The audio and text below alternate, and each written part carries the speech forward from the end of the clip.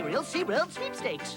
Yippee! You could win a trip to SeaWorld when you enter the sweepstakes on the free poster of Shamu inside specially marked boxes of Honeycomb and Super Golden Crisp cereal. Winners get to meet Shamu, and all the winter get SeaWorld stickers. Details on specially marked boxes. Odds of winning determined by entries received. For free entry, write Post P.O. Box 853A, Churchill, Maryland 21690. Maybe you'll win. Twizzlers make me very happy. I love the way they taste so chewy. Twizzlers make me very happy. We love the way they taste so fruity, so chewy, so happy and oh so juicy. Twizzlers make me very happy. Twizzlers make your mouth so very happy. Oh, so happy. Milk it does! Milk does body. Milk it does a body good. Pass it on. Check it out! It's so cool for hanging out. It helps you grow up big and tall. It's good for teeth. And that's not all. It does. Hey, Mr. Moo, what do you say? Fresh moo juice makes my day. Milk, it does the body good. Pass it on. Milk it does. Milk it does a body. Milk it does a body good. Pass it on. Pass it on. The night starts ordinary with forever friends. It's extraordinary. Here's Bushy Tail, Cozy Tail, and Snowy Tail too. Each sold separately. Powder Tail and Rosy Tail came to see you. All dolled up with forever friends, making long tails always makes us smile. Looks so right with forever friends, 'cause now we're all dolled up with style. Plushy Tail comes with everything you see here. Other Forever Friends sold separately. New from Kenner.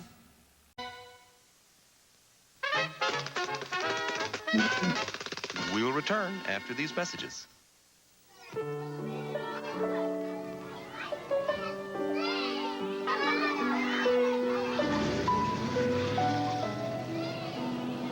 Four batteries not included.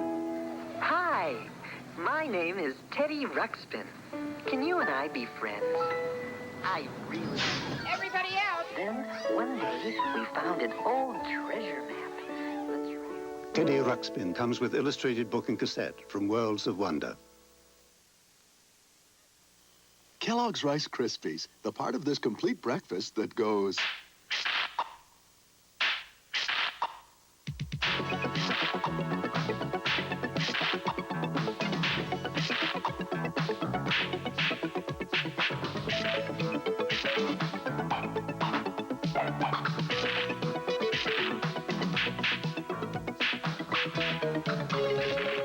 Kellogg's Rice Krispies. Have you heard how good they are?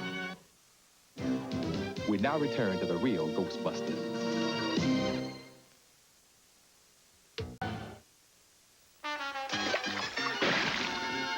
We'll return after these messages. Breakfast with my Fruity Pebbles. Tricking Fred out of his pebbles is always an adventure.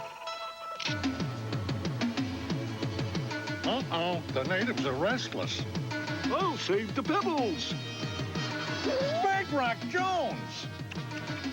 Tastes fruity-licious. Funny. Time to get into the swing of things. Post Fruity and Cocoa Pebble cereal, part of this nutritious breakfast. Yabba dabba delicious. A new racing team is shifting into gear. Mask. Pull over, Bullet. Uh-oh, got a bit of iguana on my tail. Bulldog, prepare to assist. Mask vehicles each sold separately with a figure. Hand over the bike or feel my blade. Engage hover mode. We're going fishing. Mask. Bulldog, fire! Where illusion is the ultimate weapon. Mask, Bulldog, Iguana, and Bullet each sold separately. New from Kenner. Give me an X. Give me an O. Give me tic-tac-toe. Wherever I go, it's X's and O's. Makes me feel so hungry for my tic-tac-toes. They're so tasty. Chef Boyardee. Tic-tac-toes. New Tic-tac-toes. A good hot meal. And when you get 3 X's or O's on your spoon, you win. Thank goodness for Chef Boyardee. Tic-tac-toes. With and without meatballs. Yeah. You know when to see 'em. Those 3 musketeers. All right, remember, stick to the game plan. Right. Point 1, make them come to you. Point 2, never look hungry. Oh, they're so big on chocolate. Yeah, chocolate after here. Let's not forget point 3. What's that? No, when points 1 and 2 aren't working.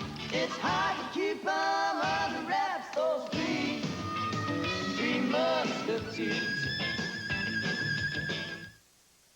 Wait for me. There's magic in the air and surprises everywhere. Pardon us, out of the way. Here we come. Move over. Adventure here, action there. Catch the Ewoks if you dare. Today. I thought I'd tried it all. Then one day, new Hostess Chocobliss. Whoa, check that super chocolatey icing. Awesome! Ooh! Hey, whipped chocolatey cream inside. XO! 2 Devils food cakes. Come on, how chocolatey can it taste? Want some? New Hostess Choco Bliss is chocolatey on top of chocolatey with chocolatey in between. Yow! New Hostess Choco Bliss is triple chocolatey out of control. Yeah! Grandpa, tell me the Sunkist story again. Ah, the magical land of the Sunkist factory.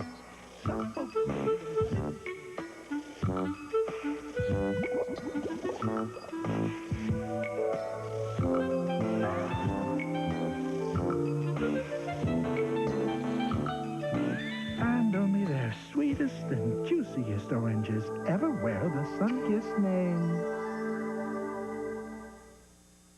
Hey, guys, what you listening to? Pop music. Snap, crackle pop music. Can I listen too? Sure, just pour the milk. Snap, crackle, pop, talking just for you. That's some sound system. Kellogg's Rice Krispies, the talking part of this complete breakfast. Rice Krispies is always music to your ears. M&M's peanut chocolate candies. You can share them. You can shake them. You can get outrageous with them. One snack packet free at Rice Krispies. Live from Hollywood, it's the Bet You Buy the Chips show, starring me. And now, I'll be the first contestant to bite a Chips Ahoy cookie without biting a chip. I bit a chip, but I'm cool. Hey, it's like a chocolate chip party going on here. Sam, your homework. Chips Ahoy, original in the blue bag, chewy in the red. Bet you buy the chip. Sunday, Haley Mills is all grown up Go for it, Mom. and about to be trapped. If we could get our parents together, they get married. But they'll need help. She's my mom's twin sister. It's double deja vu. In The Parent Trap, Part 2. Tomorrow. And now these messages. Hear anything? Negative. Sunkist searches and searches for fun fruit trees. The only trees funny enough I found them! to grow Sunkist fun fruits. Every chewy one is real fruity fun. And now we've discovered new Sunkist Fun Fruits Cream Supremes. They're covered with yogurt and filled with fun. New Sunkist Fun Fruits Cream Supremes. It's coming. Dig 'em. And it tastes so sweet. You'll hop when you eat. Kellogg's Honey Smacks. Tastes so sweet. I dig them. Hop when you eat. Dig 'em. Make it jump for joy, every girl and boy. Kellogg's Honey Smacks. A honey sweet part of this nutritious breakfast. Dig 'em. We dig 'em. What are those kids up to? Tastes so sweet. You'll hop when you eat. Dig 'em. Kellogg's Honey Smacks. Cronin takes the ball at the top of the key. He pumps. Jerry! 3 points! He's double teamed. He's driving over the top.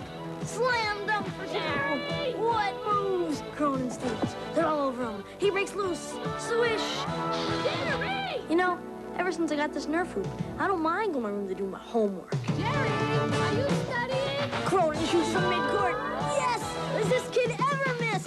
There's only one Nerf. Getting into drugs and being high is a stupid thing to do. Being original and take a stand. You're free to say no. Don't let a friend push you in. Taking drugs, you got a right to say no. We will return after these messages. Ronald McDonald in Hoppin' for Fries. Hop this way for McDonald's French fries. It's a hopstickle course. Let's get hopping.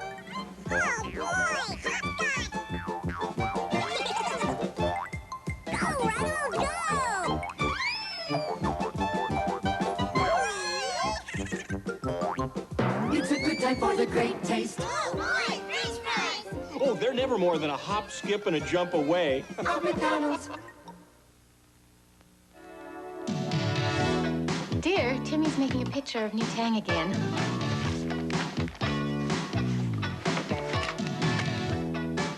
New Tang breakfast beverage crystals. Are you ready?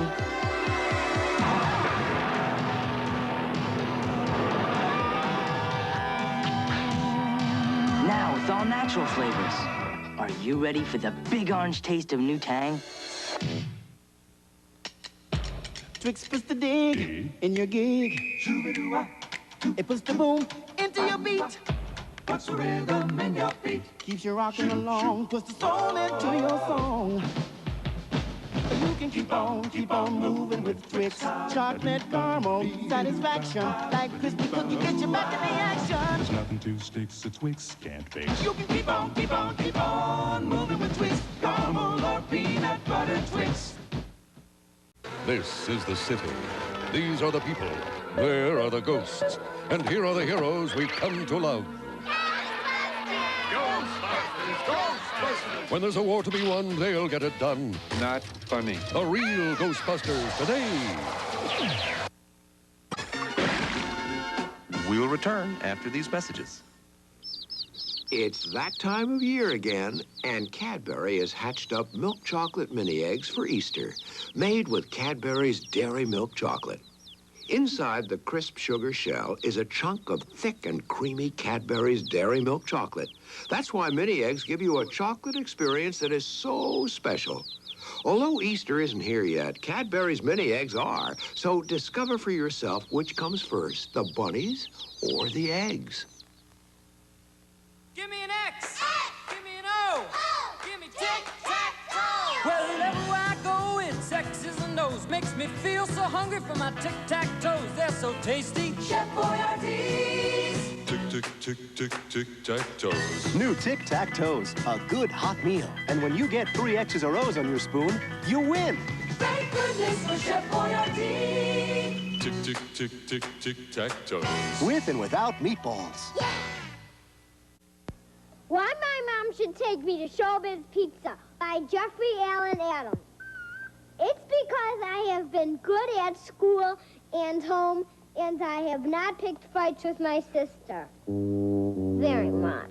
Hey, little brother, come and have a ball. At Showbiz Pizza, you'll be walking tall. You can laugh, be a kid, you can flip your legs. Showbiz Pizza, where a kid can be a kid. Thanks, Mom. You work so hard, now have some fun and yum it up with a new kind of bubble yum. Yum it up. Lemon and lime at the same time, 2 flavors in one. Yum it up. Strawberry and banana combined in one bubble yum. You're working hard, now have some fun.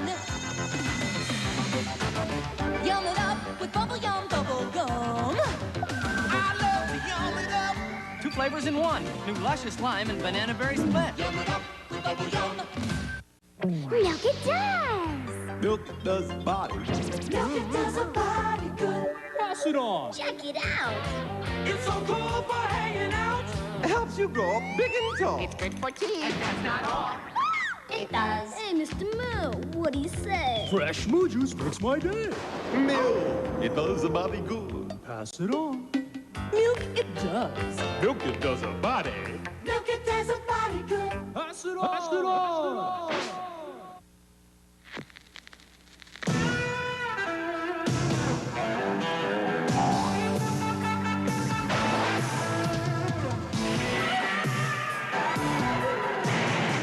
When delicious peanutty cream comes together with a crunchy candy shell, what you got is Reese's Pieces, one great tasting candy. In a crazy world where things don't always fit, it's great to know there are some that do. Reese's Pieces, the winning combination. Oh, oh, oh, my best friend and the crunchy chocolate. I like the creamy middle. Been eating them this way since we were very little. We'll always be friends with O-R-E-O. Friends are better when you pair them. Oreos are better when you share them. Oreo cookies. Share them. Nabisco. Hi there, time for Timer, your roving reporter. I'm talking to you from inside a fantastic factory, your digestive system. You know what we build here? You! Not out of wood or metal, but out of food. You see, you are what you eat, from your head down to your feet. Things like meat and eggs and fish you need to build up muscle tissue. Uh-oh. Hello, appetite control, more protein. We need energy. Playing tennis today, you know. Whoops. All these motors in your body need a lot of fuel to go on, like carbohydrates, fats and proteins, vitamins, and so on. What's left over forms the building blocks you need, indeed, to grow on. Yes, you are what you swallow, so that next time you feel hollow, don't just fill your face with any old kind of treat. This goes for every kid or 6-foot athlete. All you really are is what you eat. Wait for me. There's magic in the air and surprises everywhere. Hard nuts out of the way. Here we come. Move over. Adventure here, action there. Catch the Ewoks if you dare. Today. And now these messages. I'd like to thank the guy who changed the straw and made my high C better than before. Who put the straw in my high C fruit drink? A new cool straw that wiggles and bends. A new long straw in my high C fruit drink with vitamin C for me and my friends. Who was that man? I'd like to shake his hand. He made my high C cooler than before. If Monday's bad or Tuesday's sad, make a Saturday. That's a Sunday. Wednesday rains or Thursday's gray, make a Saturday. Looks like a Sunday. Instead of half a banana and a pineapple ring, add yogurt creamy smooth. Pop a grape on top, and that's a Saturday for you. Make a weekend treat any day of the week. Make a Saturday. Now that's a Saturday.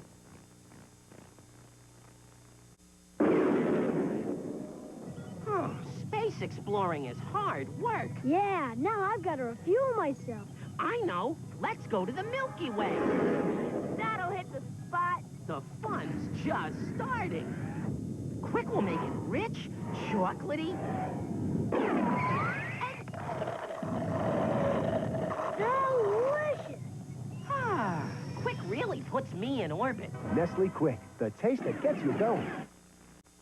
What's scary? Bounces has a face only a mother could love. Ugly Ball. You can get one free from Bunker's Chewy Candy by sending 10 outside wrappers to Bunker's Ugly Ball, Box 1197, Grand Rapids, Minnesota. Ugly Balls from Bunkers. You'll love them.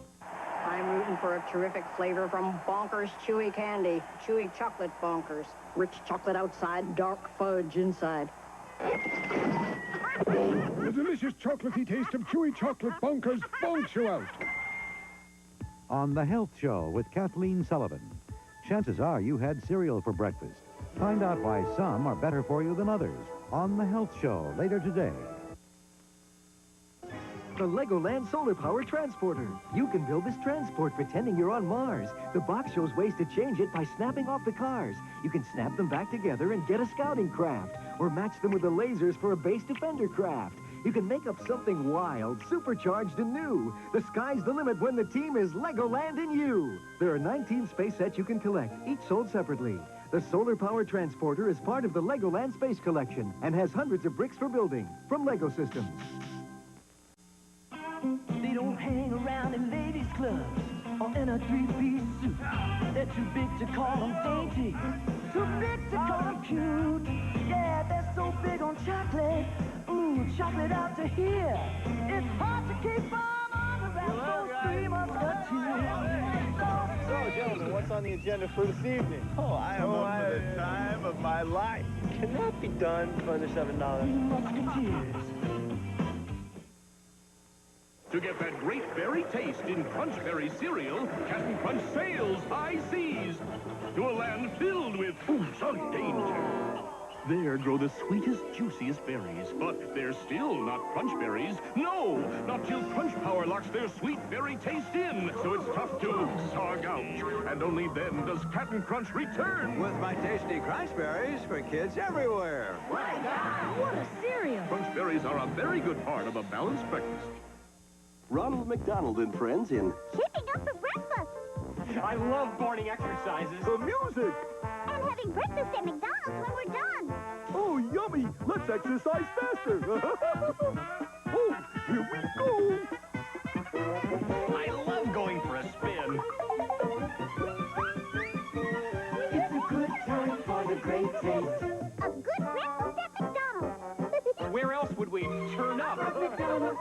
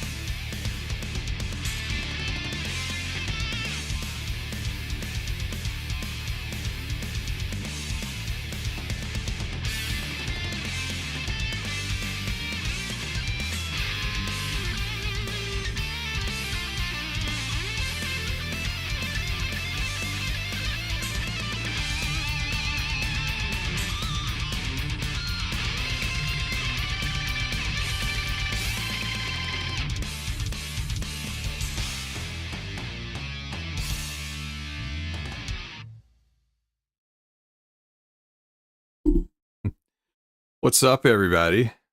Hopefully the audio and everything's fixed. I had some... If you watched the last stream, you probably saw I had some issues. I still don't know where to put this thing. Get it out of my face here. Hey, how's it going? I hope everybody can hear me okay. That was the big problem last time. I haven't been on in a bit, but I have been tweaking my computer system. I think everything's working.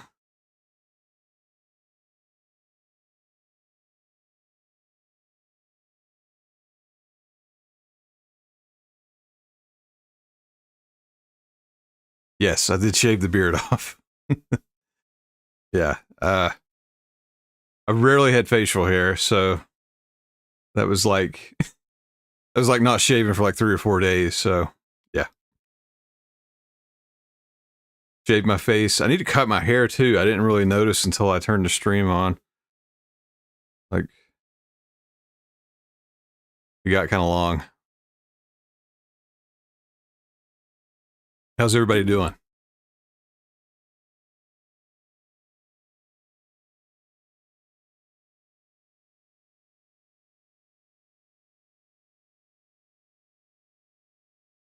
Pulling up some news. Thank you. Yes, I do have a new camera. I'm still kind of tweaking it. I need to do something with this freaking microphone. It's like right in my face.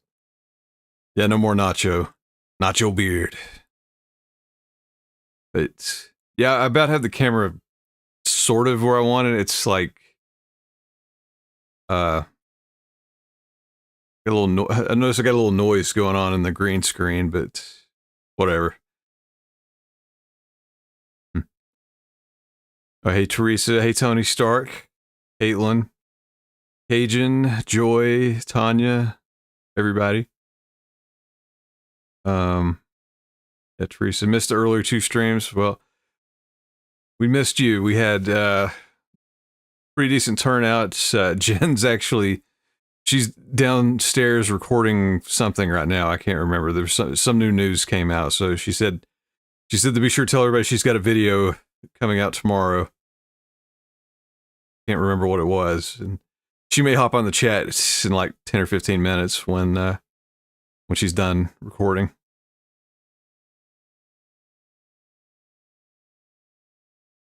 Yeah, man. Yeah, like the whole East Coast has had storms, it seems.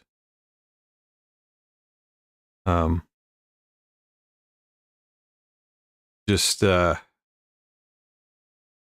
even with us, it's like it's staggered out just enough where I can't do anything outside. It's annoying. I've like a handful of projects I've been trying to do for like the past 2 weeks, and it just every time I have time, it rains.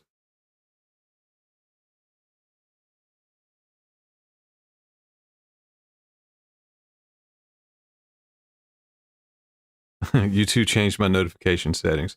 Yeah, it's I hate how it does that.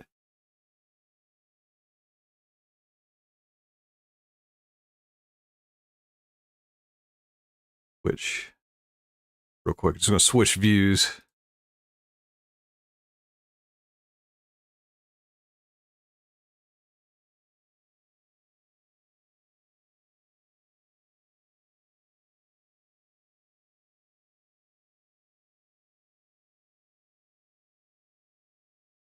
One sec, where'd my chat window go?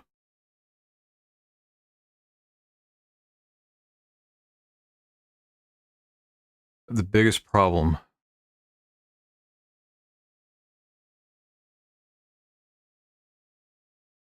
I need to look at my multi-stream. Every time I do that, like, I lose my chat window. Although that may have fixed it.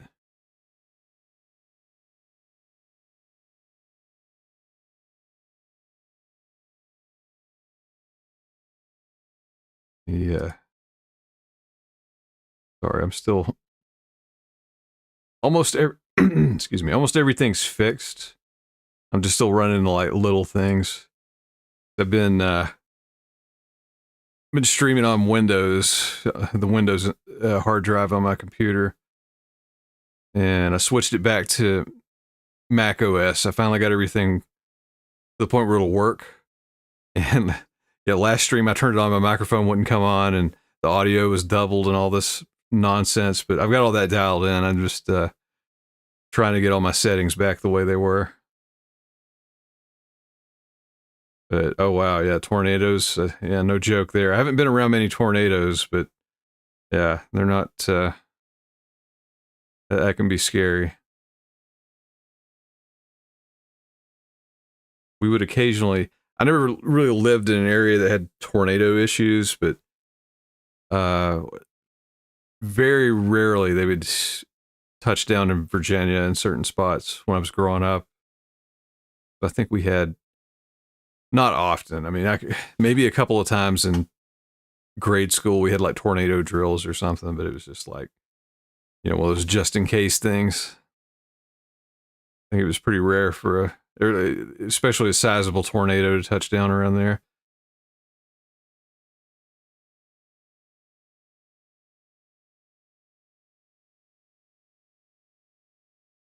But glad to hear everybody's okay. Saw crazy lightning today. I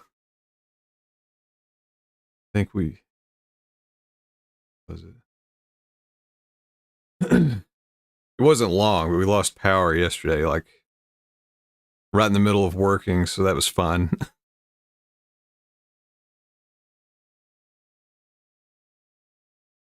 In Texas, we're supposed to get back storms tonight. We just had a little thunder. Yeah. And brush fire drills in Australia. Huh. Yeah, we never had those. Probably the weirdest thing. Actually, hang on one sec. My brother's texting me.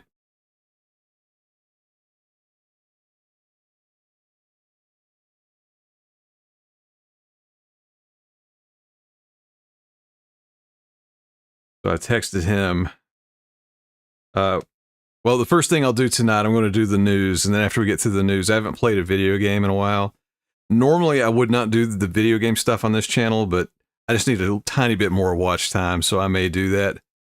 And I want to play the X-Men arcade game. So that right now that kind of transcends video games. So many people are into the show, like myself. You may have, you know, it's not everybody's cup of tea, but I had a video up on the channel recently and kind of described the revival version of the show. So it's got everybody into the 90s X-Men again. And I figured what better than the arcade game. And I'm trying to set it up so... originally, if you ever saw it in person, it was huge. It was like, this was before widescreen, so it actually had basically two television screens side by side to create a widescreen. And it had 6 controllers around it, so 6 people could play it at the same time. And they re-released it about 15 years ago. And they set it up so it had online play, so you could play with 6 people online. The only downside is they quit selling the game. So unless you bought it between like 2010 and 2013 on, well, I've got it on the Xbox 360. They also had it on the PlayStation 3. So unless you bought it then, you can't buy it now. So we'll see how many people I can get that actually have that game. I'll play it either way. I think I at least have a few people, and I think people may be playing it again now that the show's out. The other option, if you're not familiar with it, is emulation. That's where you play old games on your computer. I do have a gaming PC where I play all my old stuff, so some people may have that as an option. And kind of related to that, I know a lot of people see these old games, they're like, hey, I want to play this old stuff, and they don't know how to. And it's actually gotten way easier, especially the past few years. So that's something I want to do on my game channel. So if anybody's interested in that, I'll probably, I'll post a community note, because I think that might be a little, little crossover interest in that. Like if you ever wanted to play old Nintendo games or arcade games, I'm going to make a tutorial on how to set that up, and you can play it easily, get all those games. So that's an option too. I don't know how many people, I've never really gotten NetPlay to work that well with that. So anyways, that's a whole other thing. Teresa says, I miss the original Sim City. Yeah, Sim City was fun. I only played it, I mainly played that one on Super Nintendo, the original one. And then not long after that, I got my first, like the first computer for me, not like family computer. It was an older Macintosh, and it came with SimCity 2000. I probably played that one the most, and that one was pretty cool. It was like the original one, just had some extras in it. But nerd stuff aside, I do have news.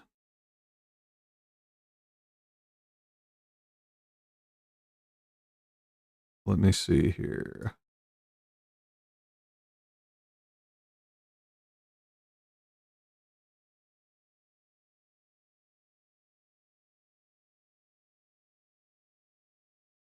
Yeah. 386. That was like the first. I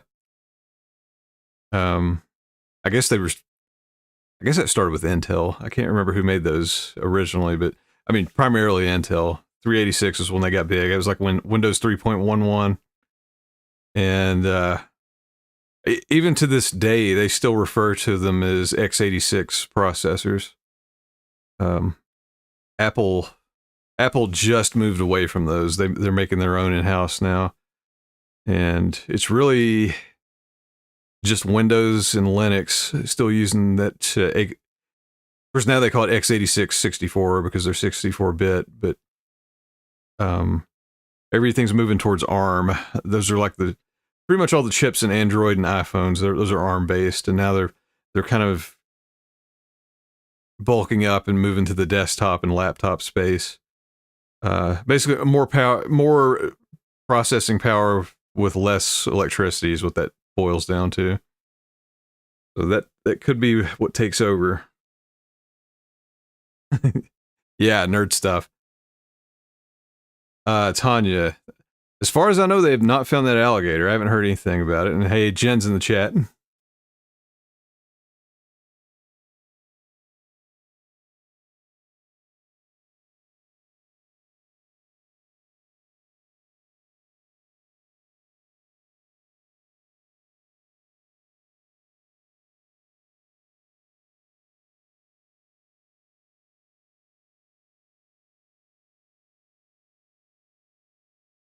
One sec.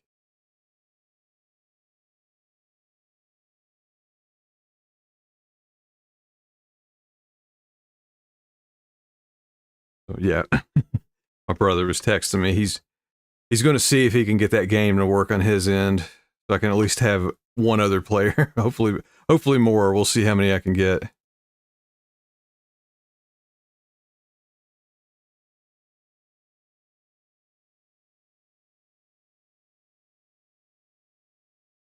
Let me do one more thing.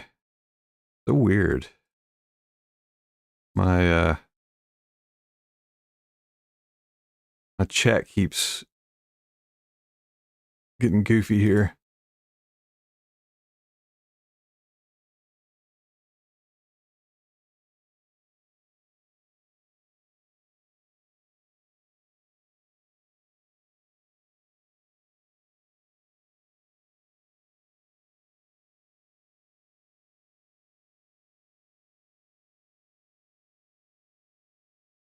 Maybe this fixed it. There we go. I'm choppy.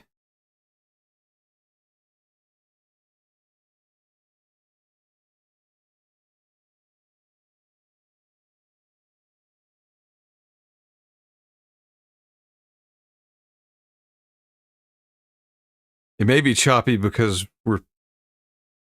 now you can stay on stream. It's probably just choppy because I'm streaming and you're viewing on the same thing.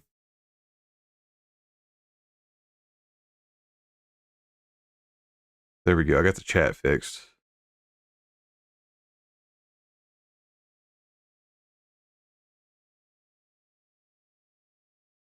Yeah, let me know if I have any audio issues or if the video acts strange.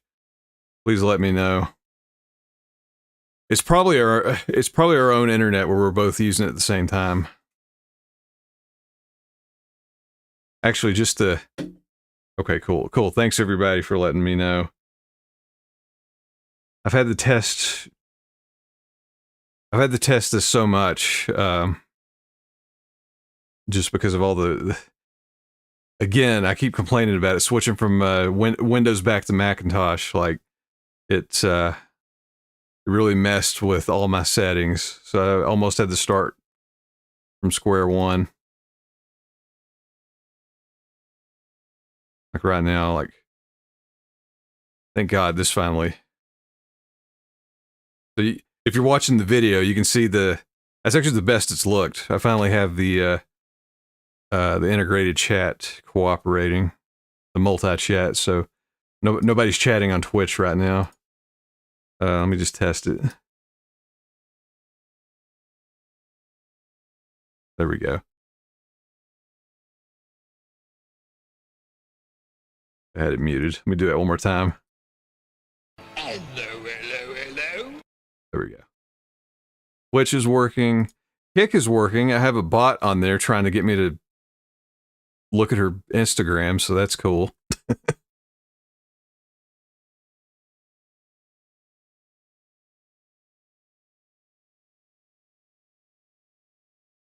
Yeah, Australia is awesome. We were just watching the Conan episode where he went to Australia. He made it look like well, I mean, I know it's a lot of fun. I know my brother went, so I heard plenty about it back in the day.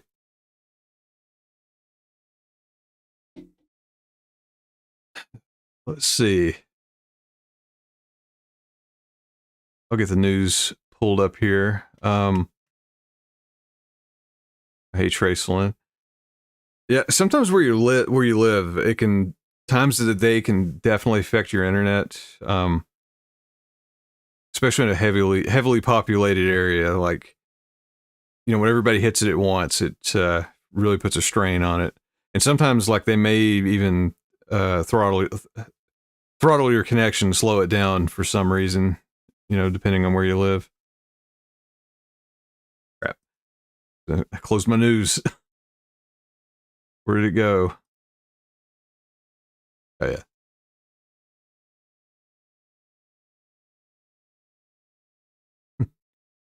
So.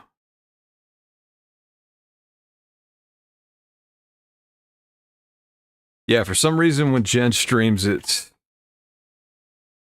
and I guess it's the upload and the download going at the same time, it does mess with their connection.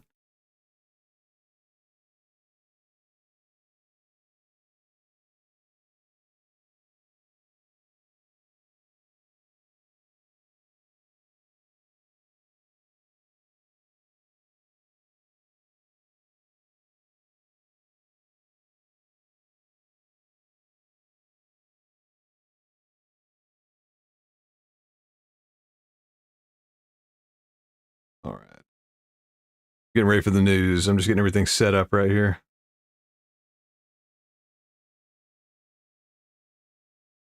I'm slowly making this more efficient so I can have it all ready to go and not ramble too much, but I'm still rambling.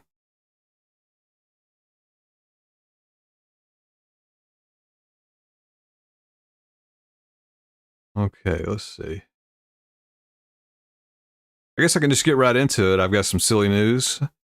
And yes, it's Jen's secret boyfriend.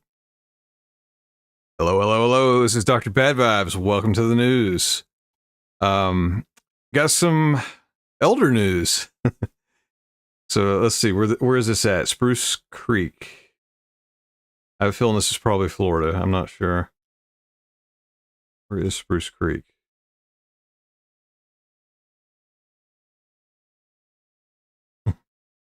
Now I'm curious. I don't know where this is at. Oh, yeah, this is Florida. That's what I thought.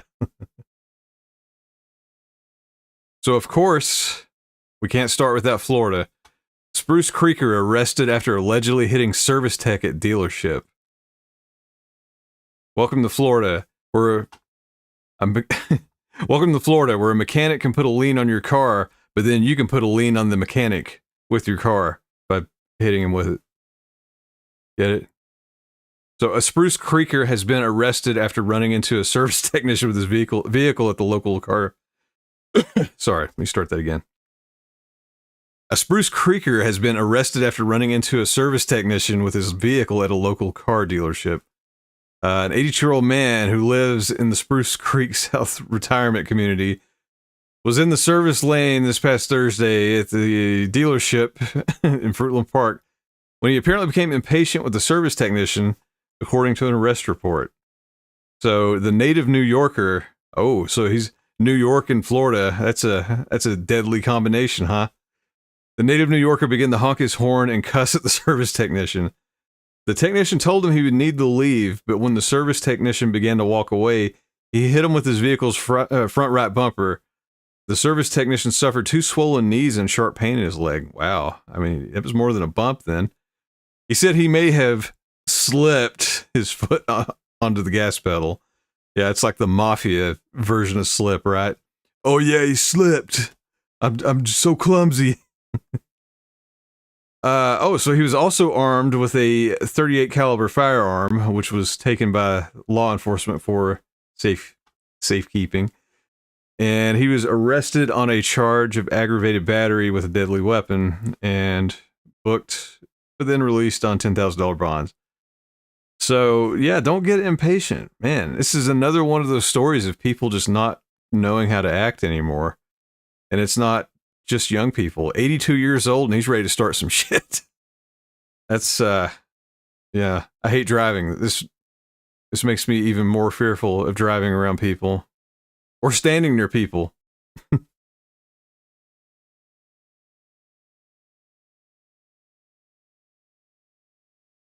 All right. Let's do something a little more lighthearted, so to speak. This one, I want to get this one. This one's my favorite. Oh, hey, Tony Stark. I just saw that. Happy 50th birthday. Hopefully you still feel good. I turned, when I turned 40, I still felt 25, so I don't think it's, it hasn't hit me yet. I hope it hasn't hit anybody else. Hey, Greta, honk honk. Thanks for stopping by. Yeah, so Jen's in the chat, you may have noticed. Thank you for saying Thank you for the compliment.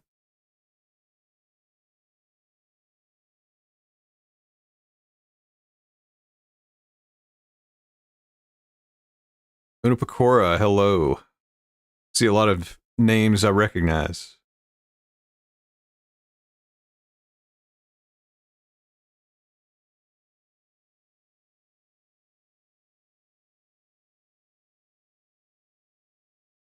I'm a little parched. Get a little drink.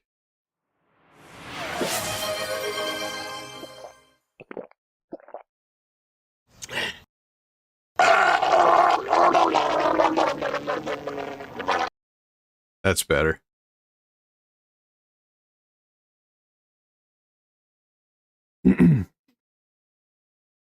Yes, I'm a whittle baby. Hey, more names I recognize. Sunshine Dog, hello. Thanks for stopping by. So, reading some news. I'm about to start probably my favorite story that I found. So this one, well, let me do my little intro so I can cut it up into videos for the non-live viewers. The plebes. Hello, hello, hello. This is Dr. Bad Vibes. Thanks for stopping by. Got some news. It involves monsters. So this one is from North Carolina. A North Carolina child's monster in the closet was in fact 50,000 bees in the wall. It's like, there's no monster. It's just 50,000 bees. Go to bed. So family discovers a terrifying gigantic bee colony in the wall of a home with blood-like honey oozing down the wall and 20 grand in damage. Holy crap.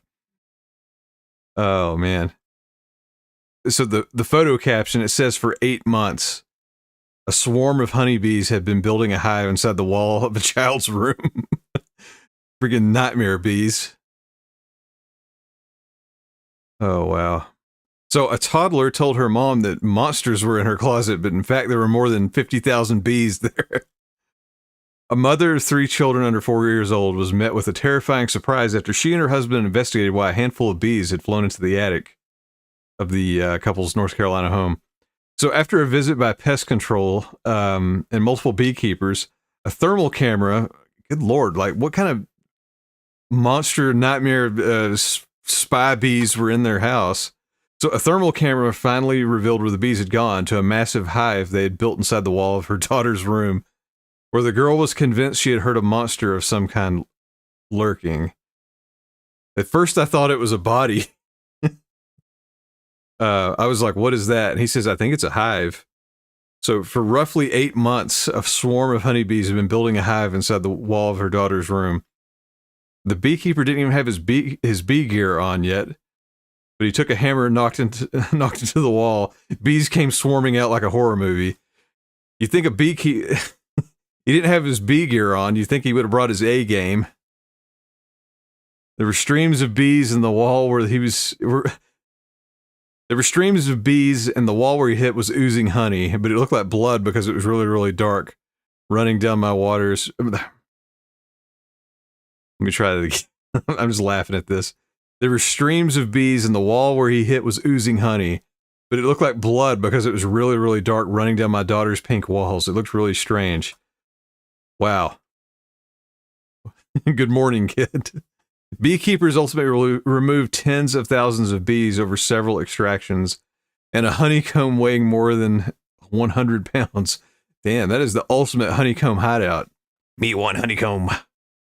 The bees were relocated to a bee sanctuary, and she first documented the experience on TikTok, where her story went viral and caught the attention of news outlets. So after the extraction, she reassured her daughter that Mr. I keep laughing. So after the extractions, she reassured her daughter that, quote, Mr. Monster Hunter, as the toddler called the beekeeper, was removing all the bees. She also reassured her daughter that after many months, the family now believed her. Yeah, it only took 100 pounds of bees to convince your parents. That's the lesson. So there was, in fact, a kind of monster in her wall. 50,000 monsters. In addition to the work to remove the bees, there will also be repairs to the home The bees and their oozing honey caused about $20,000 worth of damage to electrical wires, which the family's homeowner insurance will not cover. Yeah, I'm sure. Man, insurance is such a scam. Anything to not cover. The timing of their bee encounter was a bit of a mixed bag. On one hand, she and her husband had a baby before discovering the bees, and so that meant they were on leave from work. So she said, "I'm really thankful my husband and I are on leave right now. We can deal with the situation." But at the same time, hearing the sound of humming bees on the other side of a door is kind of terrifying. So they had to amend the story to remove references of honeybees being endangered for some reason. Wow. Okay. So yeah, don't worry. No monster in the closet. It's just 50,000 bees. So I guess it's equivalent to one monster. We are monster, for we are many.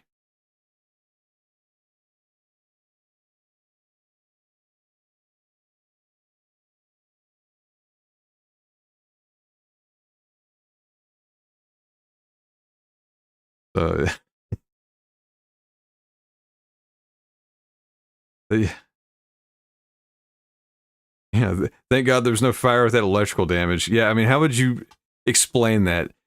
My house was full of bees, and they burned it down.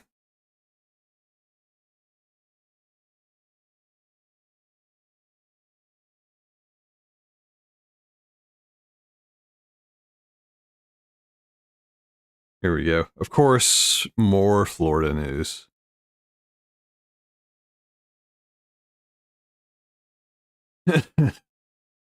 Hello, this is Dr. Bad Vibes. I have more Florida news because why not? Quit doing stuff, Florida. An 85-year-old victim alleges a prostitute carjacked him after fun times.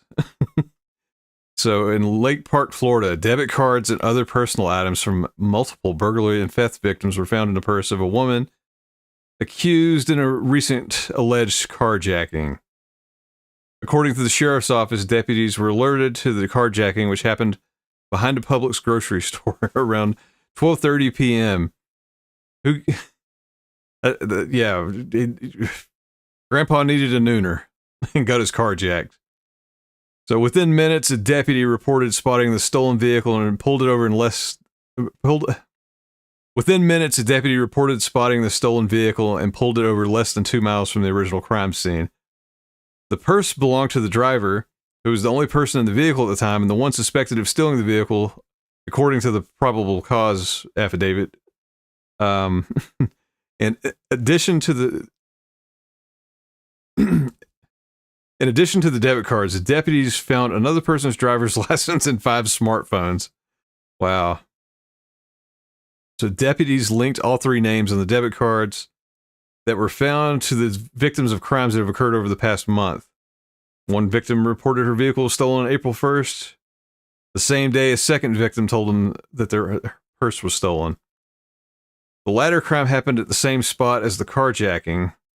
So the 85-year-old victim in the April 13th carjacking told investigators prior to the incident he had solicited her for stuff. Maybe don't tell the cops that. And they had just finished before she took the vehicle. So in it, the deputy notes the victim was initially reluctant to press charges, indicating he was ashamed and wanted to talk to his daughter. So the deputy then asked the lead deputy in the case to arrest the victim for driving without a license. The victim reported... So the deputy then asked the lead deputy in the case to arrest the victim for driving without a license, ending a sworn recorded statement. So, yeah, that's what you get for reporting your crime. Or the crime that happened to you, you get arrested. So afterwards, the victim reportedly opted to give a statement even without talking to his daughter. You know, what can you say to your daughter?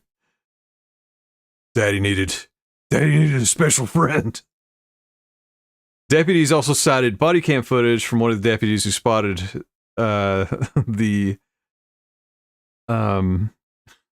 Yes. Deputies also cited body cam footage from one of the deputies who spoke with the alleged perpetrator. In it, she said she and the victim had relations, and the reason she had his vehicle is because he asked her to get him a, quote, dime of dope. It noted the victim had denied using substances. So she was booked into county jail on counts of carjacking, Gosh, I'm having such trouble speaking. So she was booked into the Palm Beach County Jail on counts of carjacking, unlawful possession of a stolen debit card, and unauthorized possession of a driver's license. I still like that the old man got arrested for not having his license that she stole.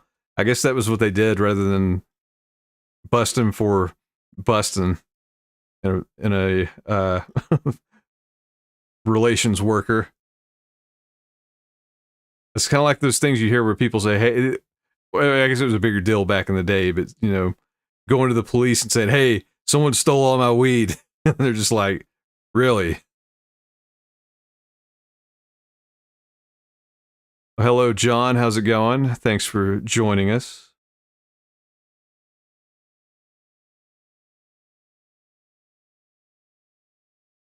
Just going through some of the news here, and I will go through some of the news, and then I will play a little bit of a game. Hopefully some people can join. My brother's going to try to join. He's not sure if he has the right version.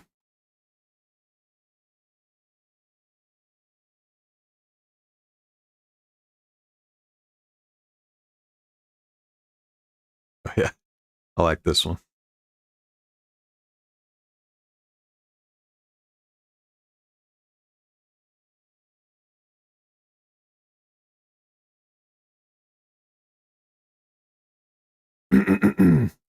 Hello, hello, hello. This is Dr. Bad Vibes. Thanks for stopping by.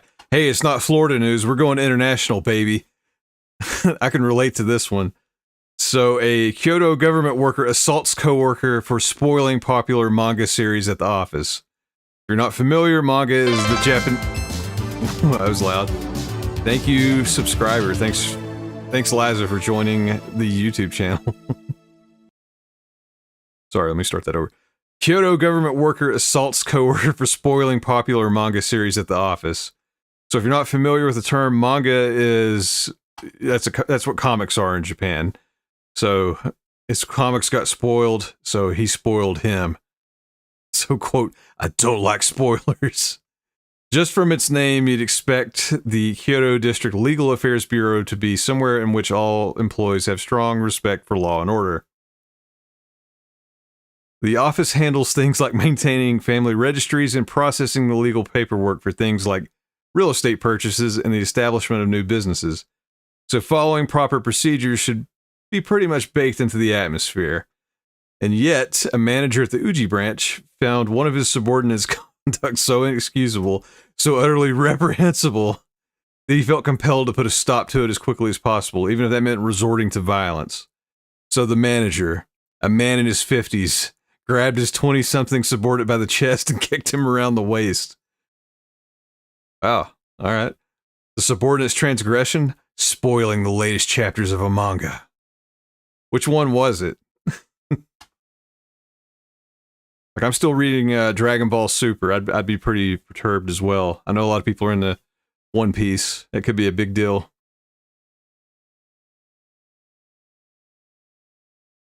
Granted, the manga he was spoiling was Oshi no Ko. Not familiar with that one. Whose anime adaptation can be seen in the preview video above. Not familiar, but it's one of the most popular currently ongoing manga series, and one that fans love for its dense, twist-filled plot. On the other hand, assaulting a coworker and one you have authority over isn't an acceptable way to make sure you can go into material you still read. Hang on. On the other hand, assaulting a coworker and one you have authority over isn't an acceptable way to make sure you can go into material you haven't read still fresh. So the incident took place on February 1st when the subordinate began talking about the series' latest developments in the office.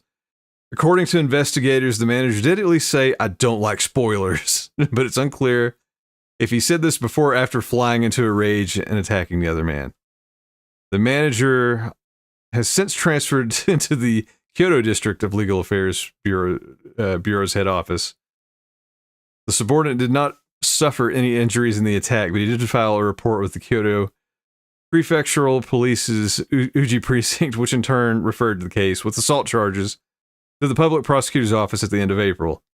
It remains to be seen if the case will go to trial, as admissions of guilt are fairly common in Japan when the prosecution has a strong case, and odds are the accused doesn't want to be sitting in a courtroom when Oshinoko's anime adaptation's second season starts this summer. Nice. Hey, I can relate. I've been trying to keep on top of X-Men because those spoilers hit immediately. Not the comic, but the current cartoon series. So I generally watch those in the background as I start work Wednesday morning, because I do not want spoilers, because much like this, I would go Super Saiyan and annihilate everybody that spoiled it for me. I can only imagine the subordinate is now doing some anime training montage where he's going to achieve a new form to confront his boss and end him and destroy him for good. That one was fun. I like that.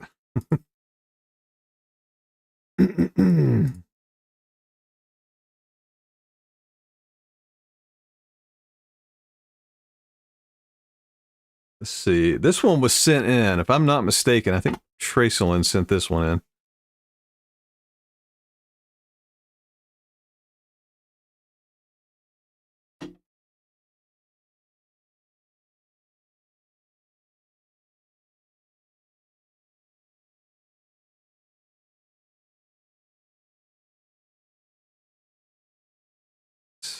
Hello, hello, hello. This is Dr. Bad Vibes. I have news that was sent in to me. It's about 2 years old, but I haven't heard of it, and it's kind of nuts. So let's take a look at it. So this one's from Georgia, conspicuously close to Florida. This Georgia woman was just charged with faking a pregnancy to get paid time off. So a woman's colleagues became suspicious when they noticed her quote-unquote bump was askew, and she sent them inconsistent photos of her fake children. So sometimes people lie and say they're sick to skip work. But a Georgia woman went one big step further when she faked the pregnancy in order to get 7 weeks of paid time off. And it wasn't even the first time she'd lied about giving birth. Now she's facing 3 counts of making false statements and 1 count of identity fraud. So when her employer first sent us this case, we thought there had to be a misunderstanding. We couldn't believe it, said State Inspector General. According to a news release sent out by the Georgia Office of the Inspector General, the woman in question told elaborate lies about her quote-unquote pregnancy while working as the Director of External Affairs at the Georgia Vocational Rehabilitation Agency. She informed the agency about her pregnancy in late 2020 and claimed to give birth in May 2021. But Folsom's... I don't like to say names. Just pretend I didn't say that. But her colleagues quickly grew suspicious. Though she had a, quote, baby bump, one of her colleagues noticed that something wasn't quite right. In March 2021, a coworker observed the lower portion of her stomach came away from her body and believed she wore a fake pregnant stomach, the news release explained. In addition, she allegedly sent pictures of her new baby to various GVRA employees. However, the pictures appeared to be inconsistent and depicted children with varying skin tones. Indeed, they credit her colleagues with identifying the fraud. The employees' human resources just started putting 2 and 2 together. Things were adding up, and thankfully they didn't shrug it off. They realized this was something that was more serious. Wow. Okay.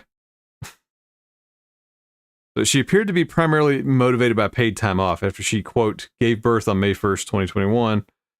A man emailed leaders at her agency claiming to be the father of the newborn baby. He said the doctor had, quote, mandated several weeks of rest following the delivery. As a result, her superiors gave her 7 weeks of paid leave that otherwise it would not have approved. So until that May, government employees in Georgia could take up to 12 weeks of unpaid leave. And a bill signed on May 5th granted them 3 weeks of paid paternal leave. Okay. But the baby daddy was merely a product of her stutters. But the baby daddy was merely a product of her imagination. We ultimately didn't find any evidence that he existed. That's why she's been also charged with identity fraud. And this is not the first time that she had faked a pregnancy, though it is unclear what time off, if any, she received in the past. She claimed to have given birth in July 2020 as well, and in August 2021, just 3 months after the birth in question, she informed employers that she was pregnant once again. So when the OIG checked in with the Office of Vital Records to review the birth certificates of the children, they found no indication that she had ever delivered a child. So after lying to investigators about the baby daddy and the existence of her children, she resigned from her position, and she's now facing criminal charges and was indicted by a grand jury in 2022. So fraud by state employees will not be tolerated. And wow, so they were able to piece all that together with detective work from the employees. They must not have liked her, is what I assume. And they just said, hey, we can bust her. So I can relate. Sometimes your job may not give you much PTO. Don't fake have a baby to get time off. Don't have a real baby to get time off either. Have a baby because you want a baby, not because you want a vacation, because that's the opposite. Babies are a lot of responsibility.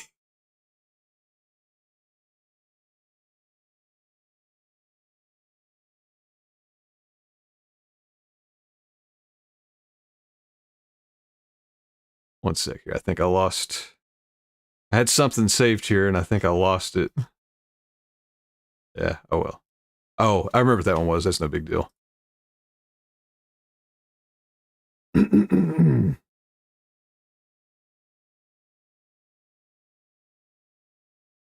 mean, one sec. I've been reading and not really looking at chat, so let me see what's going on here.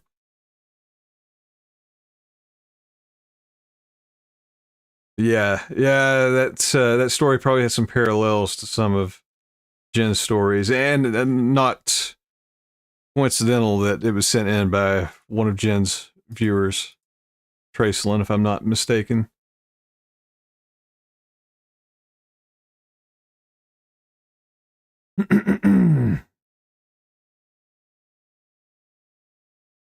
So yeah, this one, I've got a story. This one was something that went viral. I actually saw the original story, and it was just one of those blurbs. It was like, oh,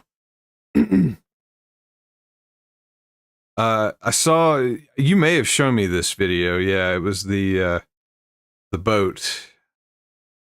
I saw it on either Twitter or you may have showed it to me on like TikTok or something.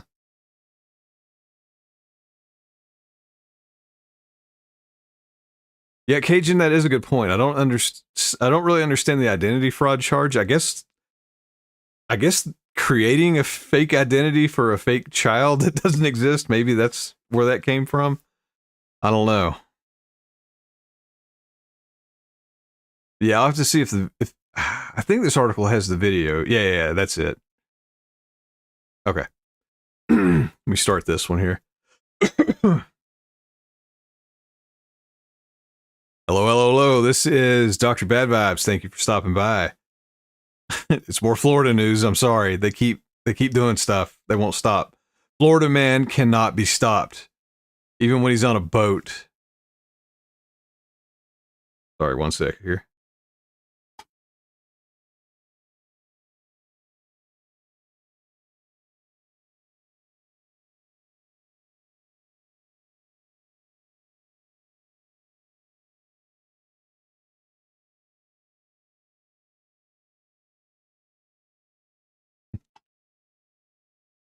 So this is a story that kind of went viral and you may have seen. So I'm just going to skip down to the video here if you have not seen this. But not so loud, my God. So yeah, they are just dumping garbage into the ocean and laughing about it as they're being filmed. Wow. Cut some air on that one. So yeah, they dumped 2 full trash cans of garbage. They had to know they were being filmed. They were looking right at the person.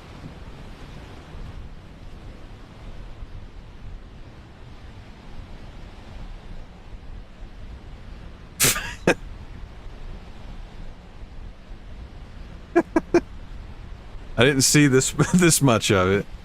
So yes, you thrust your pelvis. You thrust your pelvis. All right. So that's the basically the initial story. That went viral. People were dumping garbage in the ocean like freaking Captain Planet villains, except they were thrusting at the camera. I don't think Loot and Plunder or Hoggish Greedley did that, because that'd be nasty. Anyways, so Boca Bash trash dumping. I like it. Parents of teen involved issues apology and seeks community service. So the family of one of the 2 teens facing charges in a trash dumping investigation from the Boca Bash event has issued a statement of apology following the teen's surrender to authorities. So it sounds like at least the parent was just like, you idiot, and probably made them turn themselves in. So it says, we take the responsibility of caring for our oceans and our community very seriously, and we are extremely saddened by what occurred last weekend at Boca Bash. We want to extend our sincerest apologies to everyone who has been impacted and rightfully upset by what has occurred. And that was the emailed statement released through a spokesperson. Our family and our council have remained in touch with the FWC since we were first contacted by them and continue to cooperate with all authorities. As a family, we agree the FWC commissioner that this is a teaching moment for the young kids involved, and they should certainly participate in community service and ocean conservation efforts to deepen their understanding of the importance of our community and environment. I mean, all right, that's cool. At least the parent was just like, you stupid kid. Go learn and fix it. So at least it wasn't some kind of water Karen that was just like, my kid wouldn't do that. Bleh. That's probably what the other family was, because it sounds like not everybody turned themselves in. Well, no, I take it back. At least 2 of them did. So 2 teens turned themselves... hang on, let me stop. Whenever I do that, if I make an assumption or speculate, usually by the next paragraph I realized, oh, if I would just have read the whole thing, I would know the answer.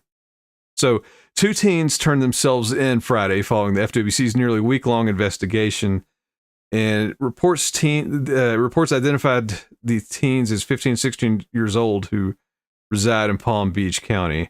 So they're not naming the kids because of their ages, fair enough. So the FWC chair says the world is watching us after the Boca Bash.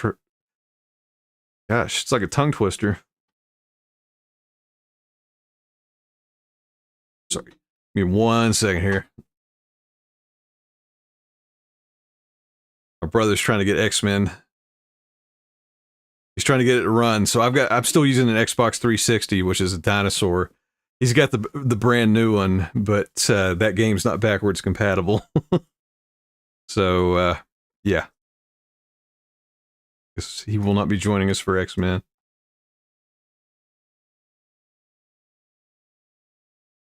For 1 second, I'll get right back to this. So, FWC investigators... Let me make sure I did. All right, let me just start all over here. So the FWC chair says the world is watching us after Boca Bash trash dumping goes viral. And it did. I mean, it showed up all over Twitter and everywhere else. Jen showed it to me somewhere. And so the investigators say... The FWC investigators said they identified the teens as the people seen on video dumping 2 barrels of trash from a boat into the ocean on April 28th at the Boca Bash, an unsanctioned outdoor event that attracts thousands of boaters, jet ski riders, and kayakers to Lake Boca annually on the final Sunday of April. So the trash dumping incident captured by a drone showed 8 to 10 people in a 3-engine fishing vessel leaving the Boca Raton Inlet. Yeah, and definitely in heaving waves. That thing was rocking. It caught some air on the way out. So 2 young men were then seen dumping 2 large buckets of garbage over the side of the boat, leaving a trail of multicolored cans, cups, and bottles in their wake. According to the report, the vessel's owners... According to the FWC report, the vessel's owner lives in Gulf Stream near Delray Beach and is a relative of the younger teen. The incident drew international attention, and that's what led to them saying the world is watching us, because we were. It was everywhere. So under Florida's litter law, someone dumping litter that weighs 15 pounds or less can be fined $150, but it's not a criminal offense. If the litter exceeds 15 pounds, but is under 500 pounds, it's a first-degree misdemeanor. So they're working with the Palm Beach County State Attorney's Office to determine what charges the teens will face. Literally, it's justice. She's blindfolded with the scale, and they're putting the garbage on there to see if it weighs between 15 or 500 to see how much justice they get.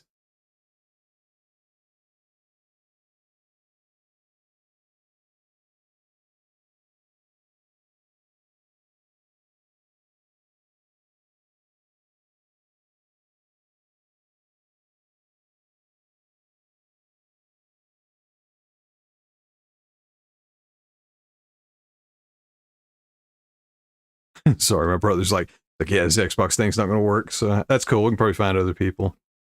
Other options too. Yeah. So yeah, Boca Bash. Sounds crazy. That's true, Sunshine Dog. If you're driving a boat like that, you're probably not going to be affected by a $150 fine. Oh, hey, what's up? We got Zwar over on Twitch. How's it going, man? Check this out. Let's give him a little bit of a... This is my buddy Zwar. I know him from real life. Check out this new command. If it works. Wow.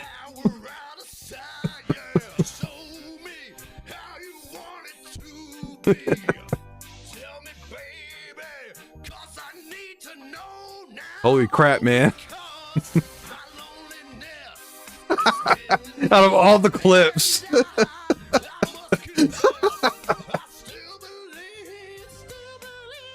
Holy shit. Hey, that's totally random, man. Oh, that's funny. It's always that one.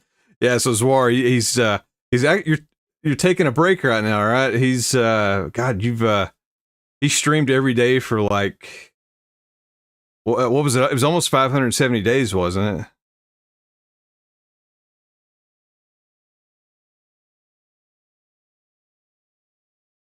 Yes, that is Zwar. That was him. That was from his stream. Yeah, first day off in over a year and a half. That's amazing. I hope you're enjoying your day off. That's funny though. Out of all the freaking clips. That happens to me too. I don't have many clips, but I have one. I had to delete it because it was like a portrait mode clip, and somebody did a shout out, and it like totally broke the command. Like it took up the whole screen like the wrong way, and the volume was like 10 times what it should have been. So I was like, yeah, I need to delete that. Yeah, so hey, thanks for joining us. So I've been doing the news thing, and kind of in celebration of the X-Men cartoon, I'm going to play the X-Men arcade game. I actually still have it on the 360, which apparently is the only way, other than emulation, that's the only way you can play it right now. So I'm going to see if people are still sitting online playing that.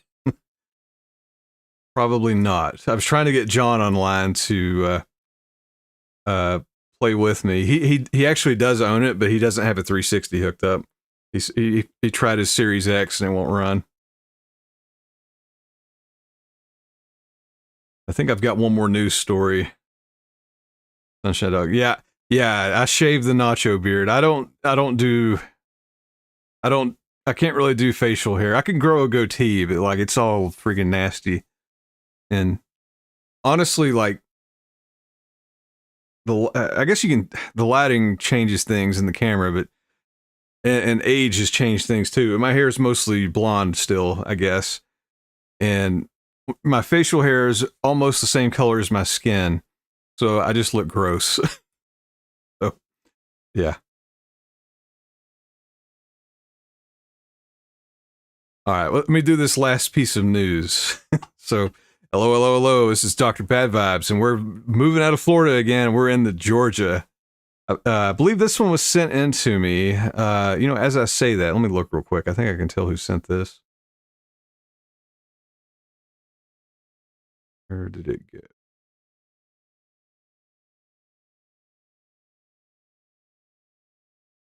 All right, 1 second here. I think I have this.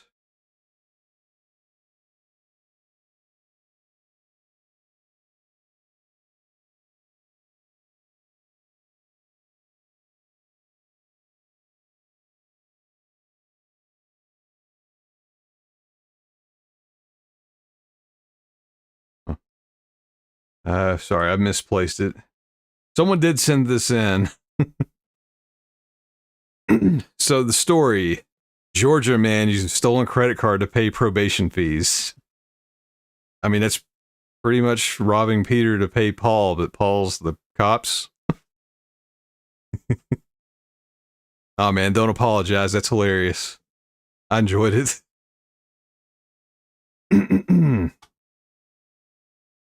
What might be filed under criminal irony? Gwinnett County Police have nabbed a suspect for a crime that reads like a lesson in how not to stay under the radar. After a vehicle break-in on January 12th, the thief decided to use the stolen credit card not for a quiet night out or a shopping spree, but to pay his probation fees. Yes, you read that right. A suspect used a victim's credit card swiped from a car with a now missing window and gaming controller to square up with the law. So the this inventive use of stolen funds didn't exactly lead to a clean getaway. Instead, it provided detectives a breadcrumb trail straight to the suspect's door. The card's adventure didn't stop at the probation office. It also enjoyed a whirlwind tour, including a gas station and a restaurant. Well, at least he treated it. So on February 1st, police executed a search warrant at a residence in Dakula linked to the suspect, leading to his arrest without incident, facing charges of entering a motor vehicle and financial transaction card fraud. The suspect's innovative approach to managing his legal financial obligations might just earn him a deeper relationship with the justice system. So, I mean, that's basically all it is. That's a galaxy-brained criminal. He's like, hey, I'm on probation. Maybe I can commit a crime that will get me out of probation, but also give me more probation.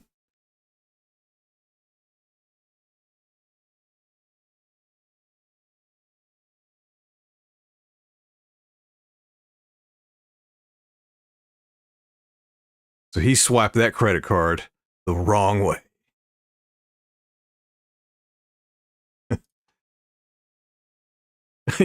Yeah, Tanya. We talked about hanging out again at some point. If I'm ever up in his neighborhood, we'll try to do a stream or something. That'd be cool.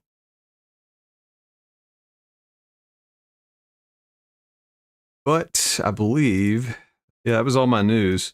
So just a little explanation of what I'm going to do next. I generally don't play video games on the Speaks channel. I mean, and I multi-stream on Twitch too. So if you're watching on Twitch, it's not anything different. But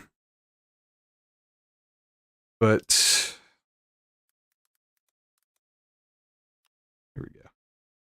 So what I've been doing is my normal streams. And typically what I would do is, when it's time to play the video games, I switch that over to the Dr. Bad Vibes gaming channel. But I'm so close to being monetized on the Speaks channel. I'm just going to play the game here, if you're all cool with that. And, I'll talk over it like normal. And it's X-Men related, so if you're in the X-Men, I think it's fun. So real quick, while I start up the 360, I want to play. So just a little backstory. This is go with me on this nerd journey. Disney, Marvel just brought back the X-Men cartoon from the 90s, which, you know, that's pretty much the main way I experienced X-Men. I'm a comic book reader, but I've never really been that big into the X-Men comics. And they tried to make a cartoon in 1989, and it never took off. And when the stars aligned and they finally did manage to get the 90s cartoon going, about the same time they said, hey, let's make an arcade game to go with it. And it's actually based on the 89 show, not the 92 show. So that's why it looks a little different. So I'm going to turn on my 360, and while I'm doing that, I'm going to play the intro to this cartoon because it's pretty epic.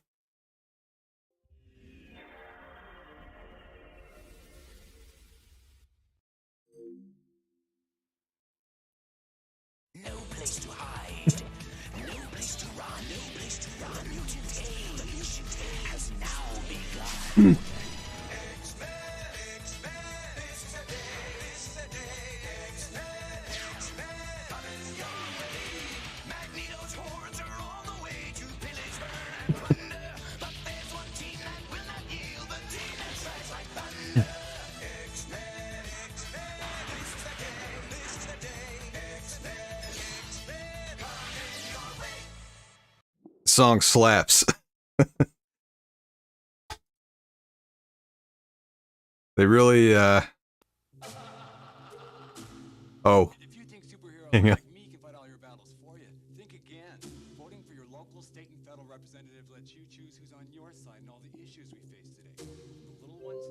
I gotta let this play. This cracks me up. Registration forms or information on how to register, visit your local participating video store. Have a voice in your future. Register and vote. And tell them Spider-Man sent you. I'm gonna do that when I vote next time. Spider-Man sent me, and they'll be like, "Oh, okay." So yeah, that was the. It was only one episode. It was a pilot, and it almost got greenlit, and it didn't. That was when Marvel was still its own company, and if you watch that, it actually has a lot in common with the G.I. Joe and Transformers cartoons. Same animation, a lot of the same voice actors too. And actually, one last thing that I almost forgot, and then I'll get off of this show. So there's. Sorry, I've got a game issue over here.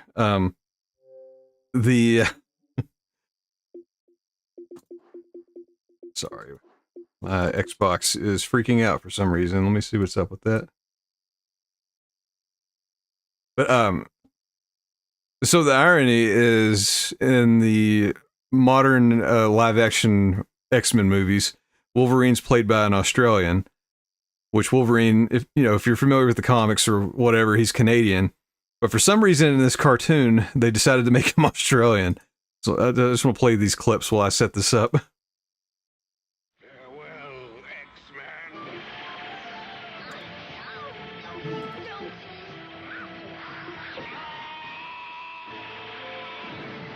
circuit! You made me break the circuit! Now nothing can change the comic. That's Wolverine, with razor-like adamantium claws. They're sharp enough to slice through almost any substance known to man.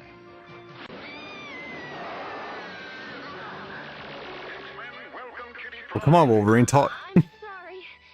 I guess I phased through the computer. She has the power to walk through solid objects, a power known as phasing. Fräulein, you left before I could properly welcome you. Welcome her? Wait, she's not joining the X-Men, is she? She's just a kid. Wolverine. There we go. See the girl is scared. Okay, that's all I wanted. I just wanted to show off the Australian Wolverine. Oh, I'm Wolverine. I'm pretty sure that was, I don't know who the voice actor was, but it's one of the Dreadnoks from G.I. Joe. It sounds just like that. So Sunshine Dog. So This, well, I guess it's both. It's an old arcade game from 1992, but they re-released it on Xbox in 2010, and you could only buy it up until 2013.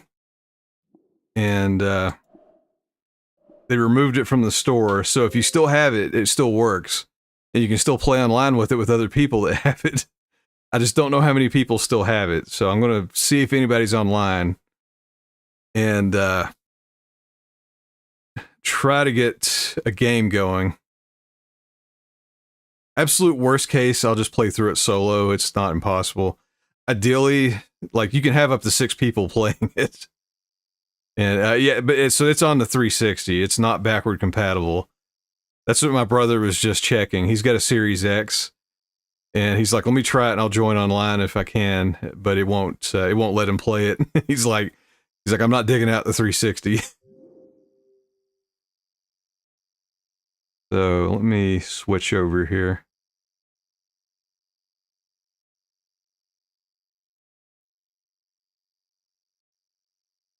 All right.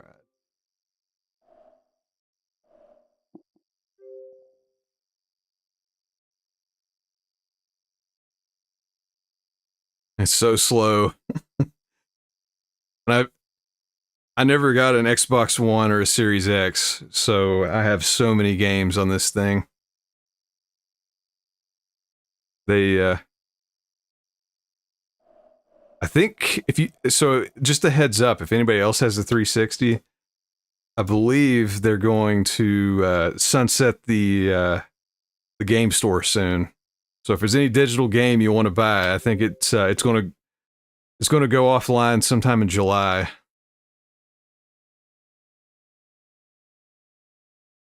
That's cool. Yeah, so your son might be able to find this. The only problem with it is I don't think it ever had a physical release, and they don't sell it on the digital store anymore. It's so dumb how they do that. They'll take them offline and just be like, okay, we can't sell it anymore. It's possible it had a physical release. I really don't remember.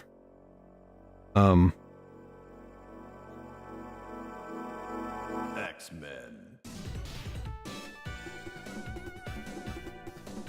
It also came out on PlayStation 3.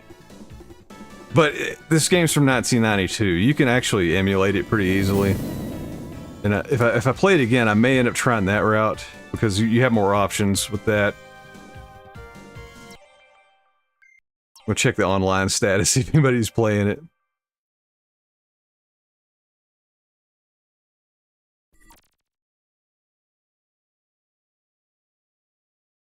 Let's see, I don't see any games going, so maybe I'll create a match. I'm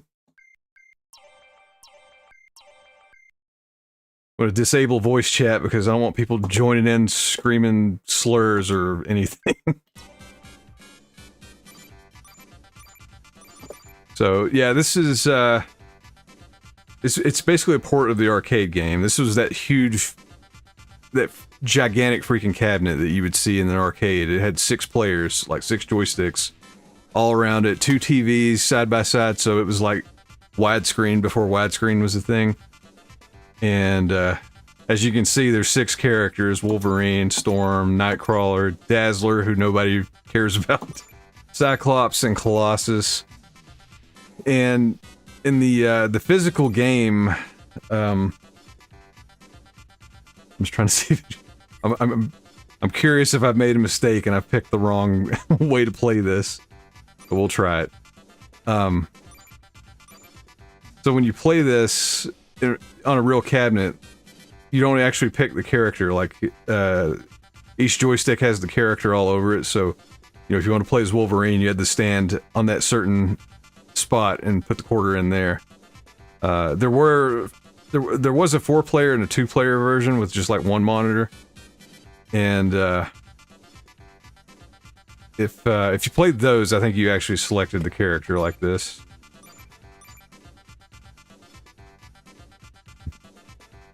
I may pick Dazzler just because nobody picks Dazzler.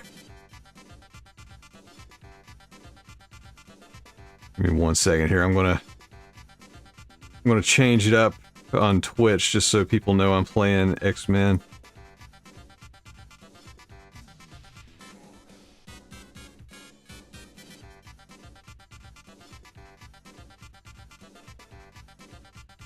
Oh yeah, I remember that Real Steel game. I may actually have that. It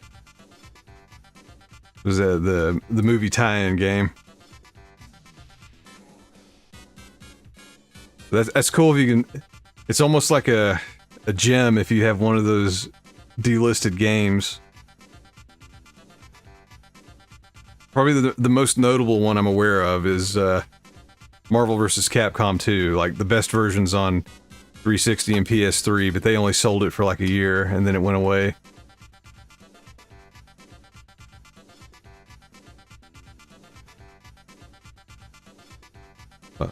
I'll give it just a second here, just in the remote, extremely remote chance that somebody may have this game and they're still online on the 360. I hopped online a few months back and people, I think this and the Simpsons arcade game, they all kind of came out around the same time, the re-releases. All these Konami arcade beat-em-ups. I believe they brought them back, but they didn't sell them for very long. But I don't see anybody playing, so I'm just going to go solo, and we'll see if somebody joins in with us, I guess. In the 21st century, evil mutants led by Magneto aim to destroy the world. Humans could do nothing. Master of Magnet. Evil mutant. The only hope is X-Men. If you saw this thing in person And save the city. back in the day, I mean that was an event. Oops, that's not the right button. There we go. Figure out the controls first.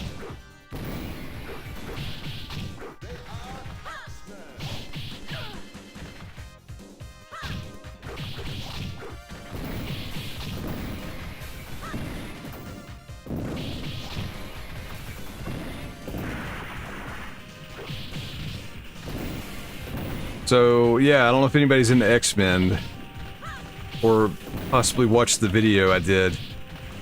The 90s cartoon is back, hence why I'm playing this. And, it's been amazing. Hey, just chilling again. Good night. Thanks for stopping by. So the 90s cartoon is back and it's amazing. I did that initial video, reacting to it. And I wanted to do more, but honestly, like, it's so good. I don't want to, unlike the rest of the internet, I don't want to spoil it for anybody. So I think I believe there's one episode left this season. And once that airs, I may make a series recap.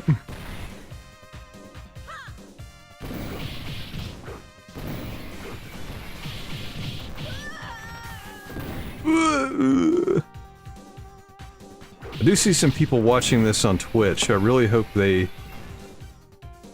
not just to watch me, I hope maybe they're people that have this game. Because if somebody sees me playing, they can join.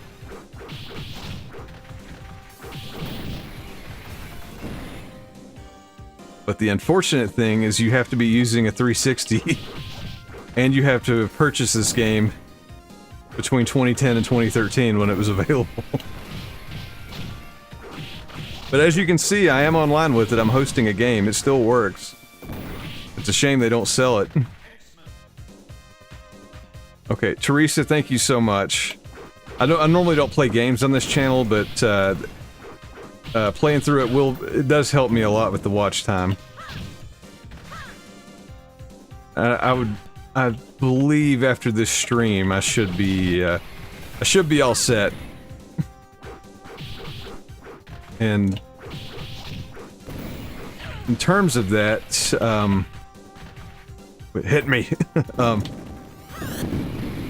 I want to try to do a daily video on this channel, and not just recut the streams either. I have been working on the background to streamline my whole recording and editing procedure.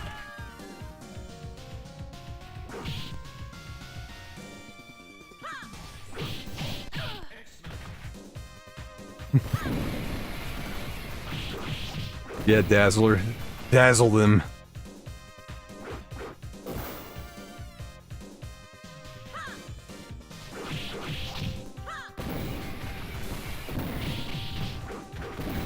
So I am a comic book reader. I'm not exactly an X-Men expert. Expert. But I don't think Dazzler was around that much.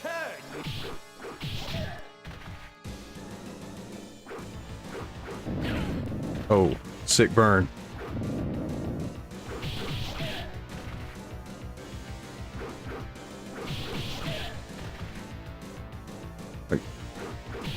He was a thing in the 80s, enough to be in this cartoon and the arcade game. But beyond that, like, he hasn't really been around much, to my knowledge.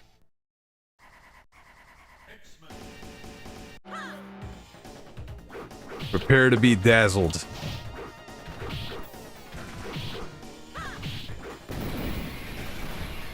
But yeah, these designs and the team lineup, these are right before the Jim Lee era in the comics. It's probably the most popular era. And if I'm not mistaken, I believe that X-Men #1, the one that came out in 91, 92, whatever year that was, I believe that's still the best-selling comic of all time. So this was the beginning of X-Men being a big deal.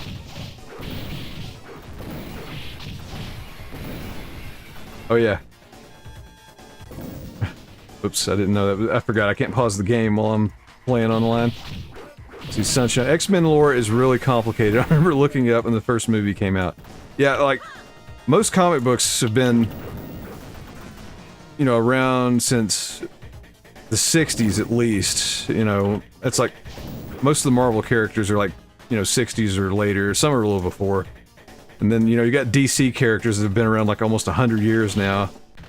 So, yeah, they've got a long, complicated story. But nobody holds a candle to the X-Men.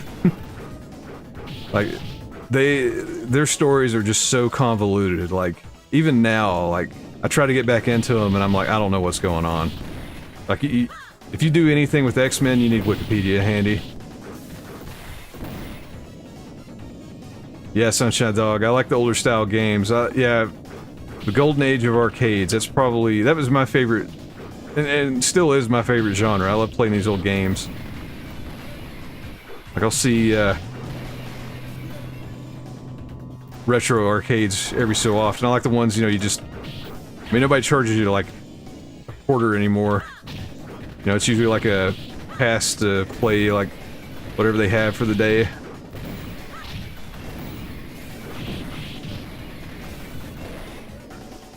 So I love finding those places and playing old stuff, but I have a whole separate computer, an older computer, and I have it set up just full of old games, and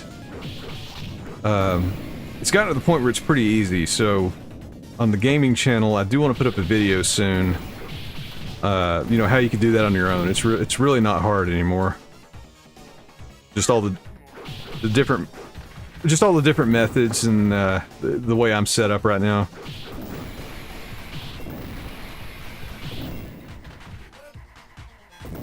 Because even though this game was only like, you can only buy it, you stupid robots. You could only buy this game on 360 and PS3 for like a brief window of, well, a 3-year window, but the emulator still exists, and you can download these ROMs easily online. So you could build a computer just to play games like this, and we'll see how much time I have. I may load that up just to see if anybody's playing online. in that version. Uh-oh. Forgot about this.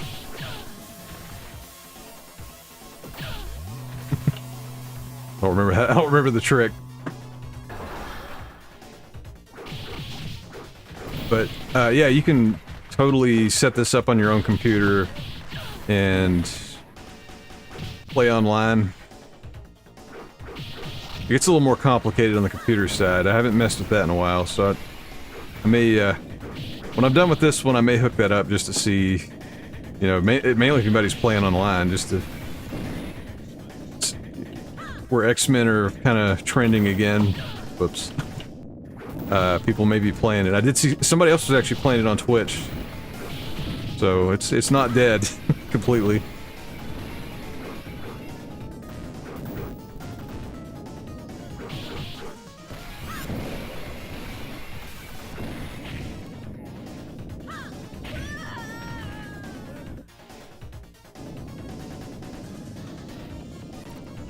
I don't know, how do I continue? Dazzler. I don't know what I hit. You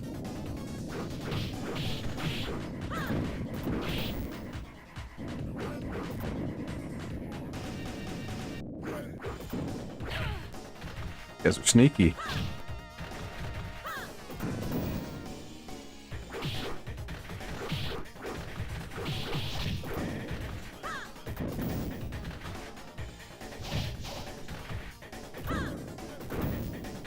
Man, her kick. Her kick is lame.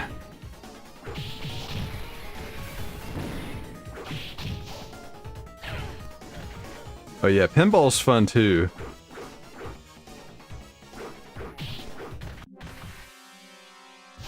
Nothing moves the blob. Nothing moves the blob.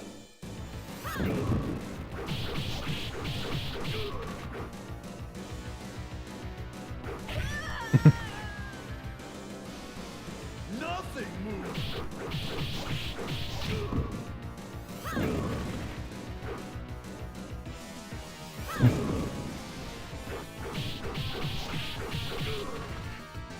Nothing moves the blob. Here, I move the blob.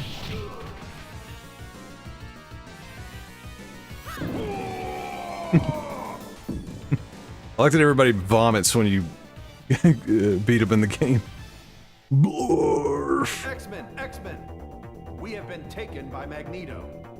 However, we had time to locate their base on Island M. Destroy it.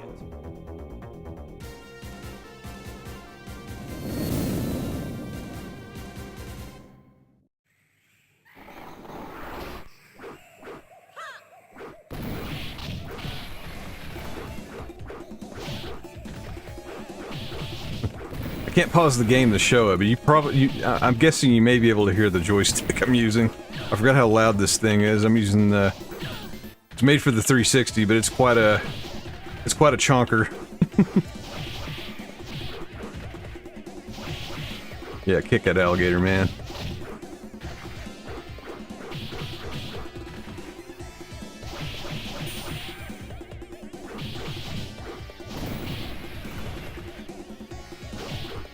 It's my emotional support alligator, man. Kick him in the dick.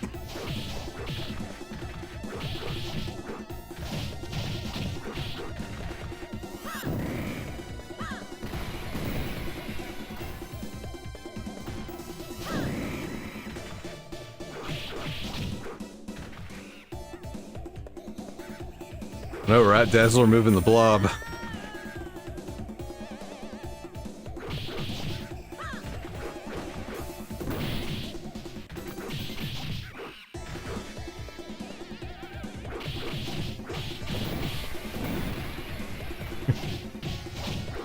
Yeah, this is the swamp the support alligator ended up in. It's a violent place.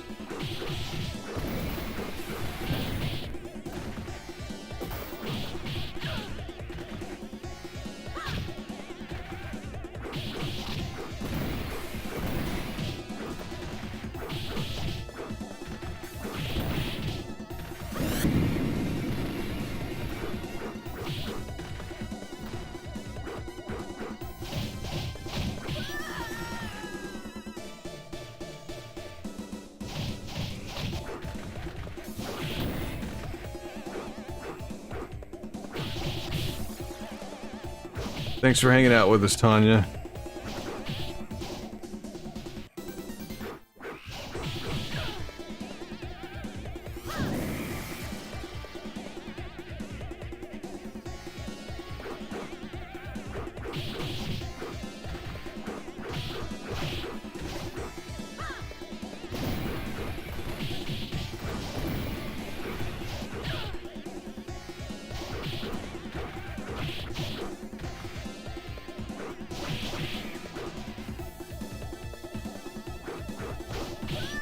Oh no, it's the bees from that child's bedroom.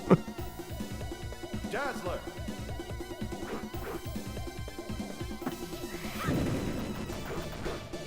I'm the exterminator now.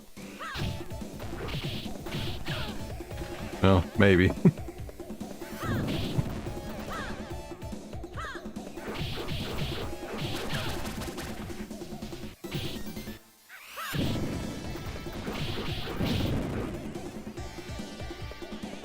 So if you're not familiar with these types of games, they're basically designed to, they call them quarter munchers, like they're designed to just overpower you, and the original pay to win, I guess.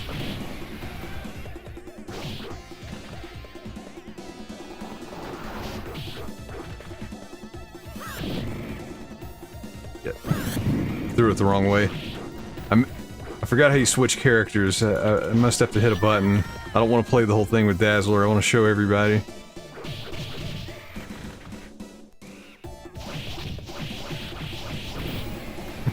I love that kick on the ground move.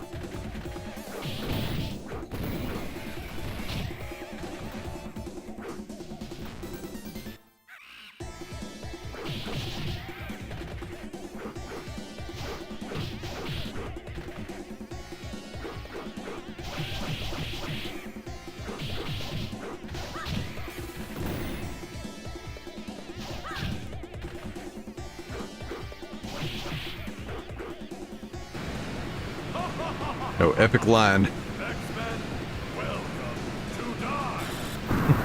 Welcome to die.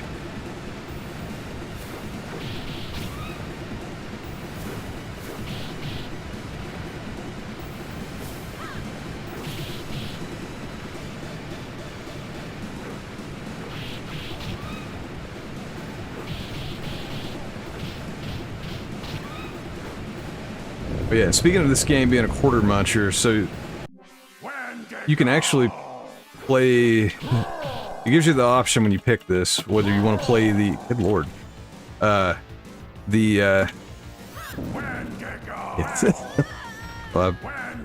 Flub that one. It gives you the option to play the Japanese version or the American version, and it's kind of like, why would you have that option? But the Japanese version isn't quite as cheap and not as bad to steal your money as this one. Crap. Alright.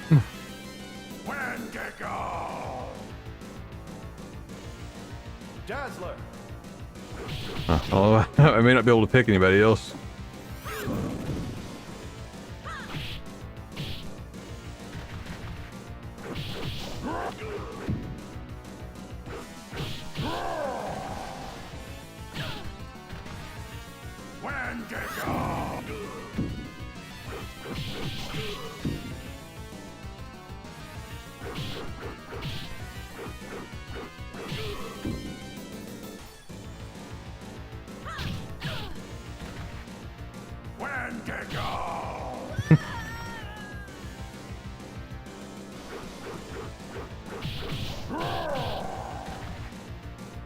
But when you don't have to put in money, it does take the challenge away from the game, because you can just keep continuing. Go and rescue Kitty from the cave. Rescue Kitty. He means Kitty Pryde, not a cat.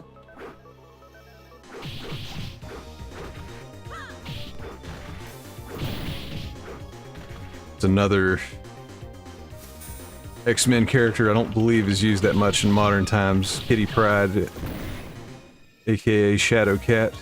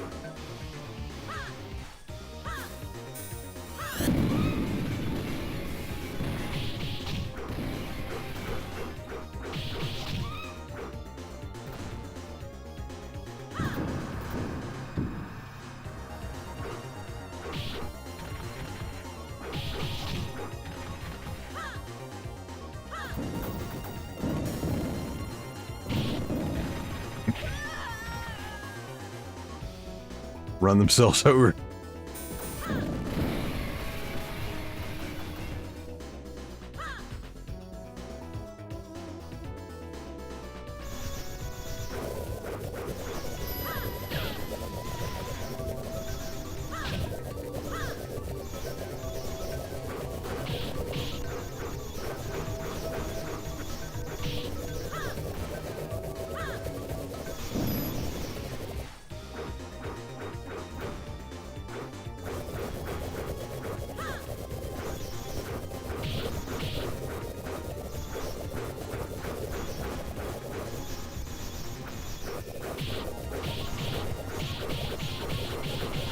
There we go. Gotcha.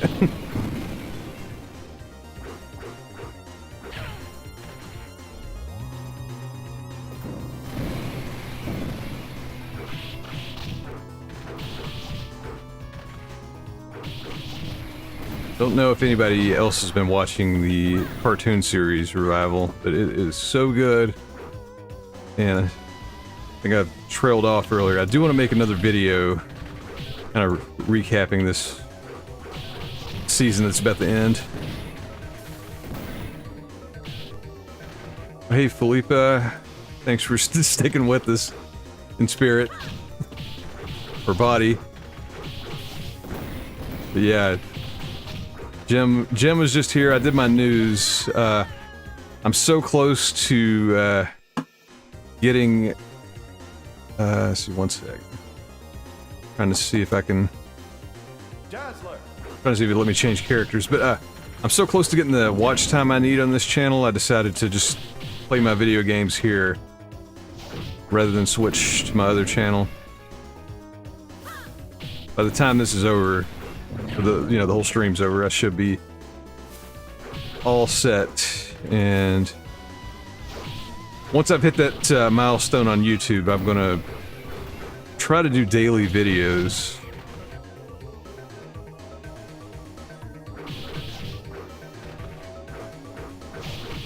Probably keep doing the news stuff, but I've got some other ideas, just silly things.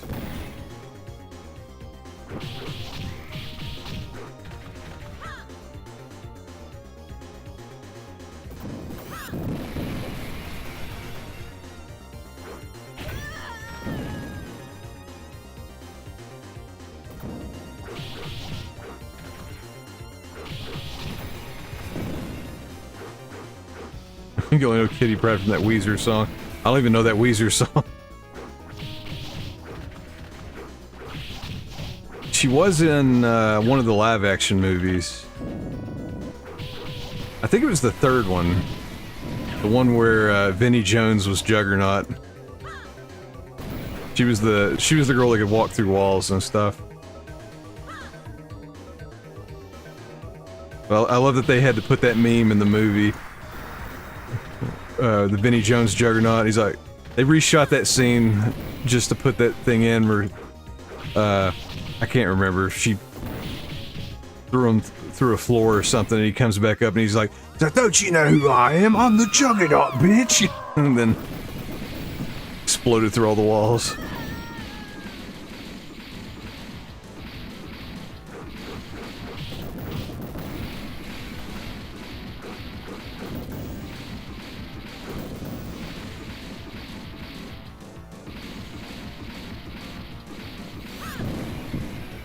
So this goofy robot is a sentinel from the future named Nimrod.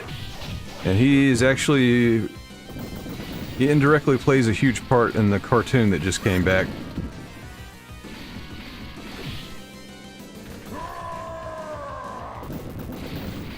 Damn.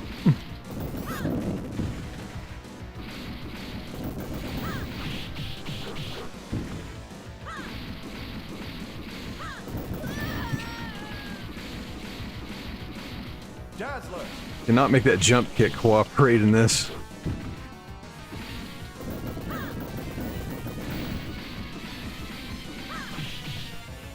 Sometimes she'll fly, sometimes she just kind of does that little flip thing. Ah. This is where it munches your quarters.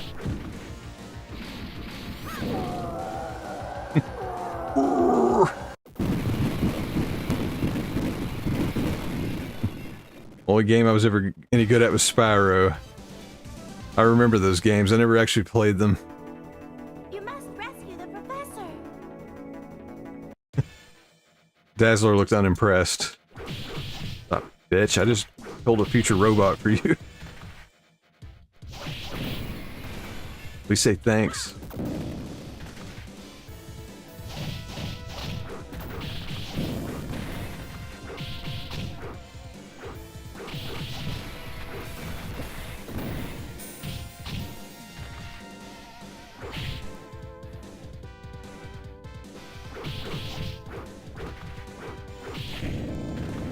Oh, don't knock me in the pit.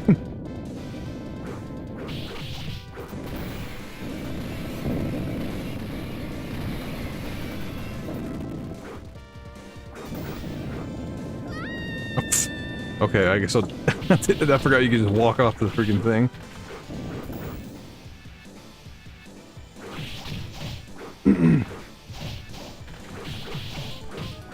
There's so much BS in this game that can, like, take your money.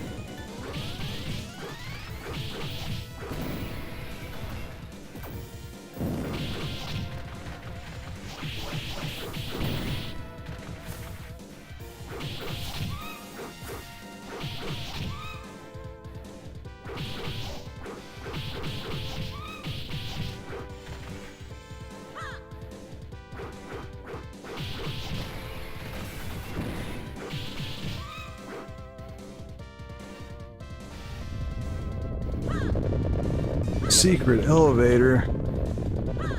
The White Queen, well... Jump.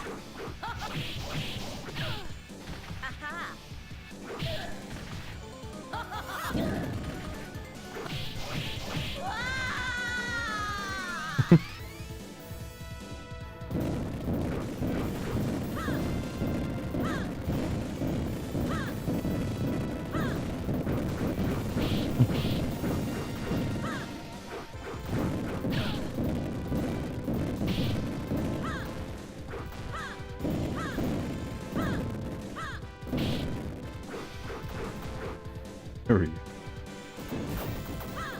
Dazzler is not the optimal character. She works good if you have somebody else. Like she's good for support.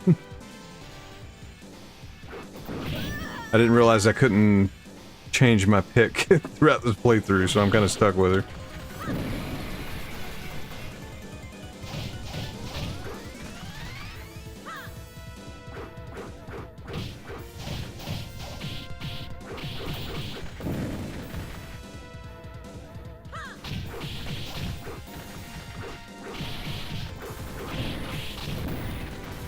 But this appears to be a dead game on Xbox Live, which isn't too shocking. Thought maybe somebody would still be online playing it, but I do have another place I can check and see if this is still active anywhere. And like I was saying earlier, unfortunately, you can't buy this game anymore in this form. Well, I say that. I think you can... If you buy the arcade 1-up, that's like the mini arcade thing, it may still be this version with online play and everything. Slightly different, but this one was cool because you could... Much like the arcade game, you could play with all 6 people. And really, the best version to get was the one on PS3, because the PS3 you could actually hook up 6 controllers to, and they would work. So if you do this on the 360, if you still happen to have this, at least 2 people have to be online, because you can only hook up 4 controllers.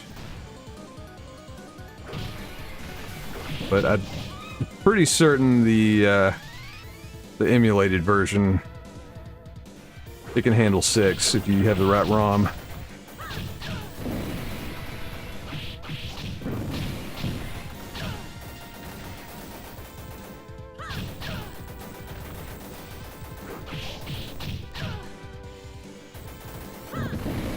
Alright, stop.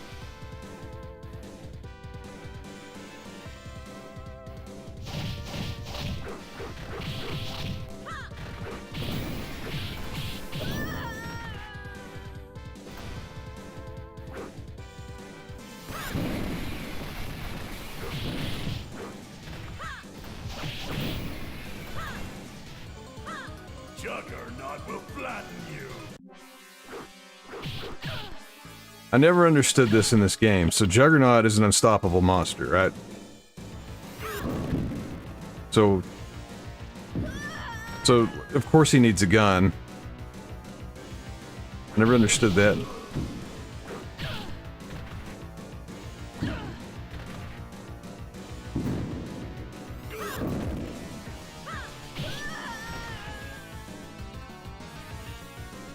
Dazzler. Yeah, no hack.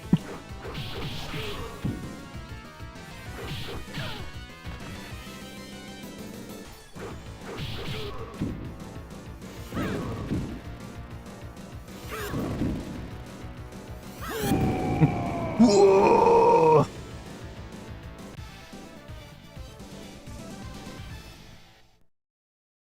X-Men, nice job. Magneto is over there. Follow me.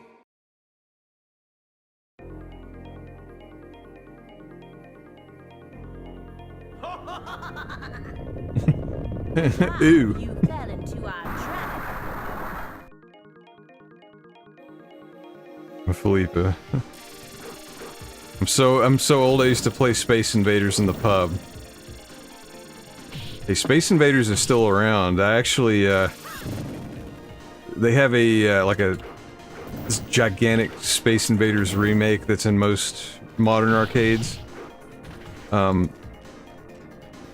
They actually had it in Brighton, and I kind of know the exploit to get the jackpot on it every play, so I tore it up and won a tablet for the kid while we were in the UK.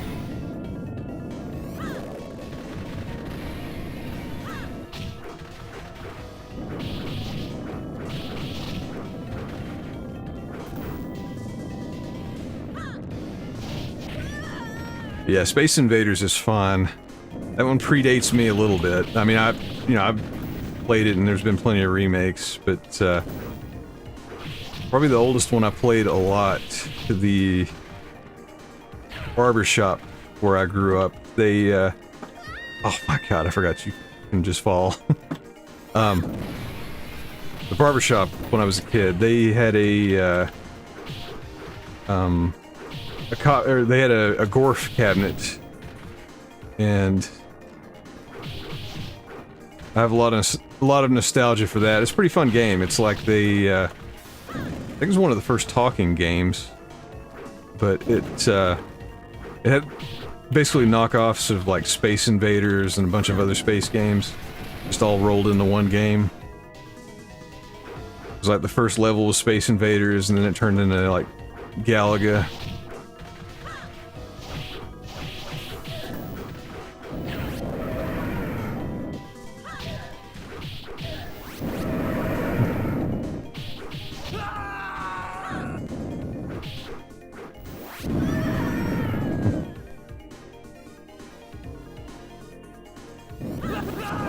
There we go.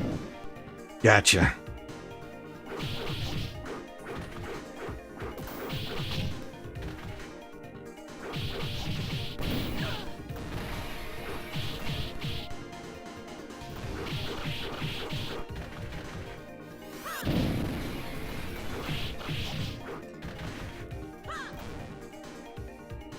Yeah, I don't know why Juggernaut needs a gun. And if you're not comic nerds, if you happen to see the Ryan Reynolds Deadpool 2, the gigantic guy towards the end of the movie, that was Juggernaut. That's who that was supposed to be.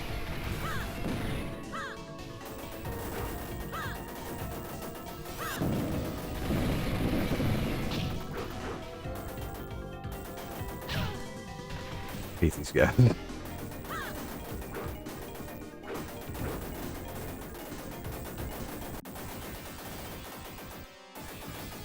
These bosses, I don't know who they're supposed to be. I don't remember Egyptian Grim Reapers in the X-Men comics.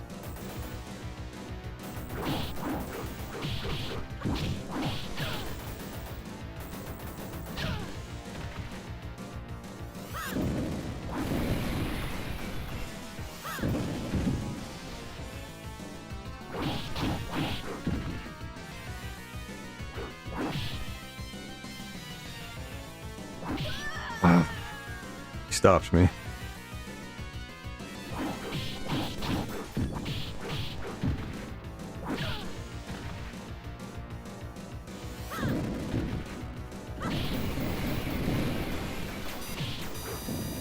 Oh, I forgot about the third one.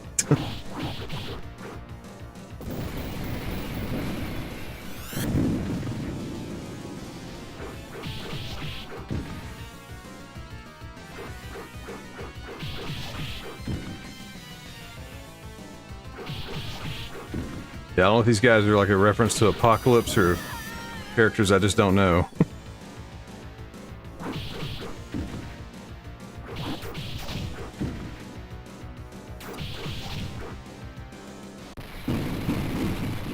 Boom.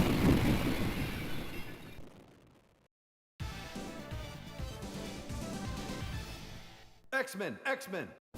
Magneto is planning to attack Earth from his asteroid base. Jen just sent me a text. She said, tell everybody good night. Go after the giant sentinel. She's doing stuff with the kid. Gonna get her set up for bed.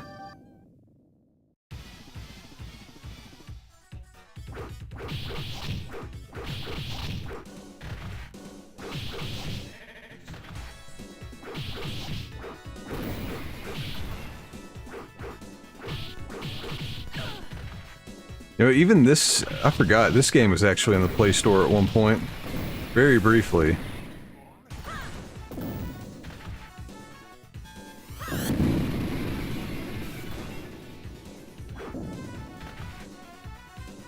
I think, all of these Konami, beat-em-up games, they were on the Apple and the Play Stores, I think around like 2011 or so.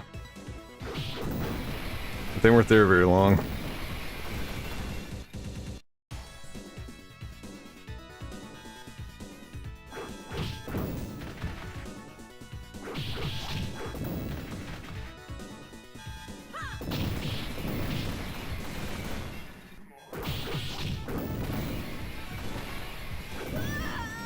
Yeah.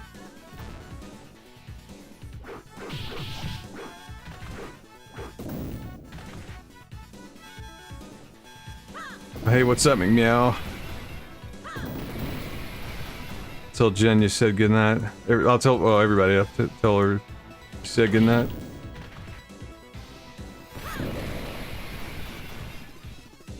So I did the news stories earlier, and normally I would switch over to the game channel for the games, but I'm so close to getting monetized on the Speaks channel, I said screw it, I'm just gonna play it on here.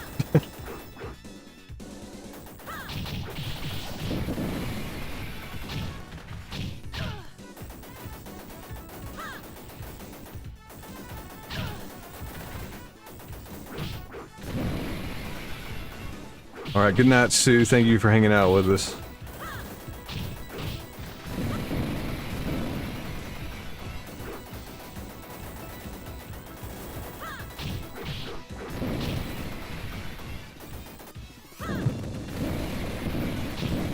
I hate these guys.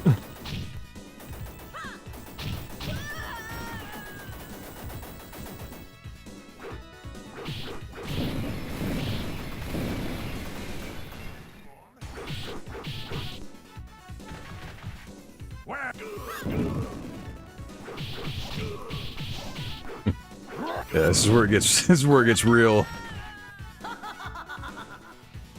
Dazzler.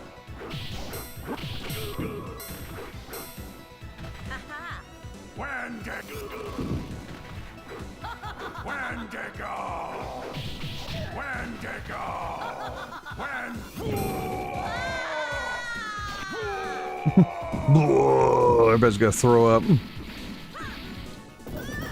forgot how hard this part is. You gotta fight everybody all over again, multiple times, or in pairs.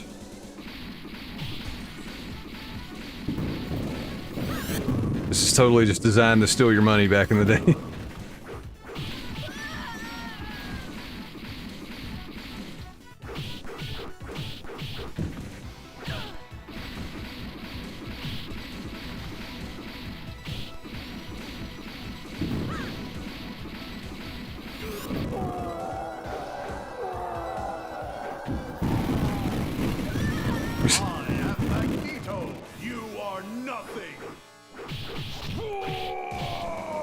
Master of Magnet.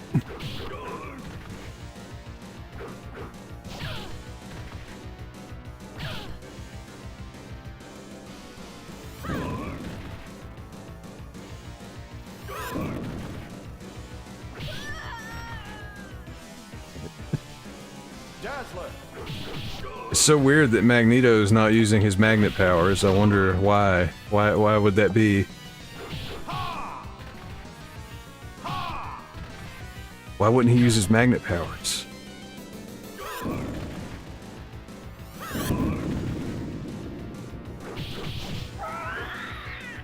Perhaps it's not Magneto. Alas, that was Mystique, not Magneto. Magneto is in another place. Go, X-Men! Magneto's in another place, aka this room beside the room. I am Magneto, Master of Magnet. Master of Magnet. Die! Shield. I love the dialogue in this game.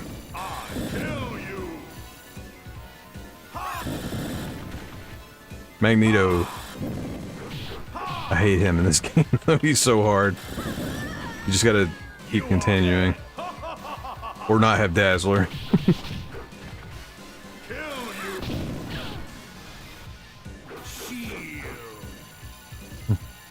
Shield.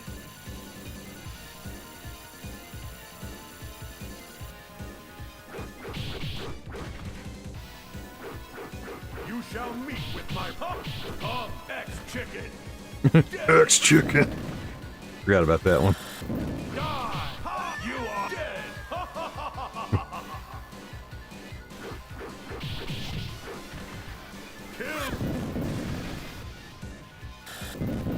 Well, if I quit walking straight into his laser. You are nothing. You are nothing. You are dead. You are dead. Dazzler.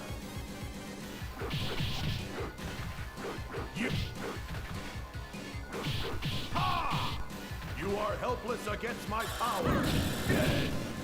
Dead. Dead. You are helpless against my power, X-Men. You are dead. Forgot, there is a bit of a trick with Dazzler. If you can hit him just right, sometimes you can get 2 hits out of her special ability. Just like that. That's the end of the arcade game.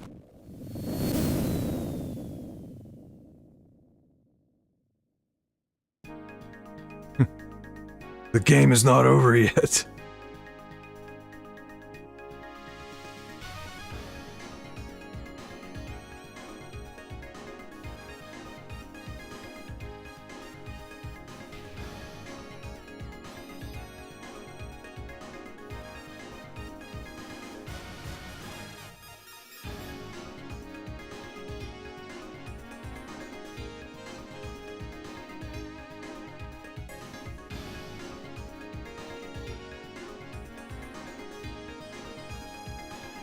So again, it was a re-release of a game from '92. It was a big deal when it came out, but unfortunately, it got delisted in 2013, so nobody could buy it again. And it's also not backwards compatible, as I just learned, so you can still play it online, but it's only with other people that are still using a physical 360, which I'm probably one of the few sickos still doing that. And oh yeah, you get to play through it again. I think it gets a little harder, maybe. But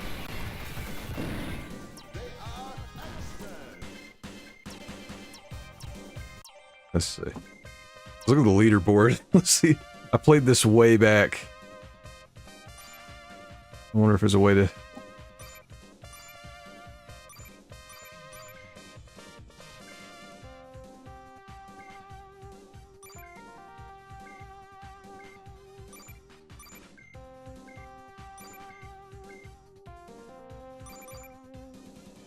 Let's see, don't tell me I'm not ranked. I know I played this.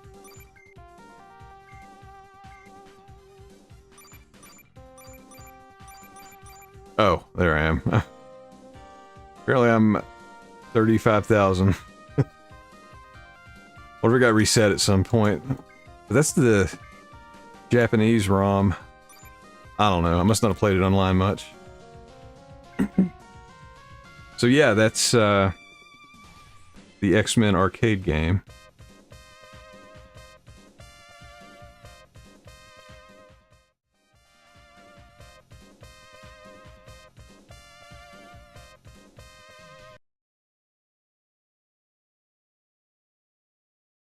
One second here. I'm gonna turn the 360 off. I'm gonna switch something else on. Just to experiment. But I don't typically play games on the Speaks channel, so thanks everybody for hanging out. I hope you enjoyed the X-Men game. I'm really enjoying that cartoon. I'll probably be making another video on that soon. Just one second here. Actually, I just turned my 360 off. It's like a freaking jet engine. Oh, never mind. It just turned off. Make me out. I was playing the TMNT arcade with my son last night. Oh, that's awesome. Actually, have that also on the 360. It came out around the same time, so you could play online with people. I definitely played the hell out of it. That's what I was trying to do with this one. Like, I thought some people would still be playing it online, but I think it's so... at this point, it's so limited.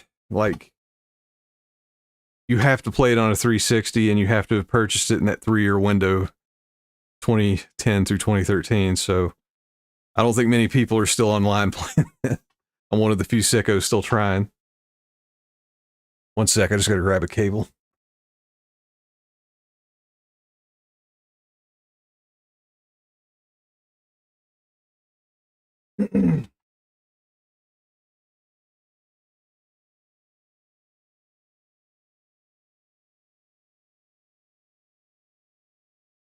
Well, yeah, real quick, I about forgot. Before I put this monster up.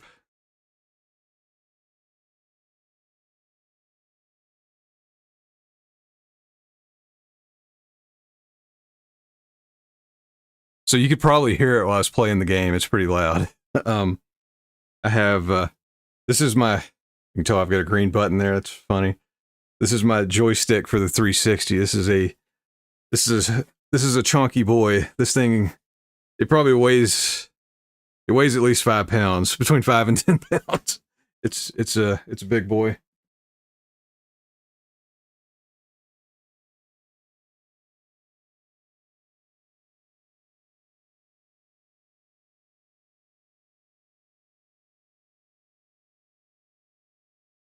Let me switch my stuff around here.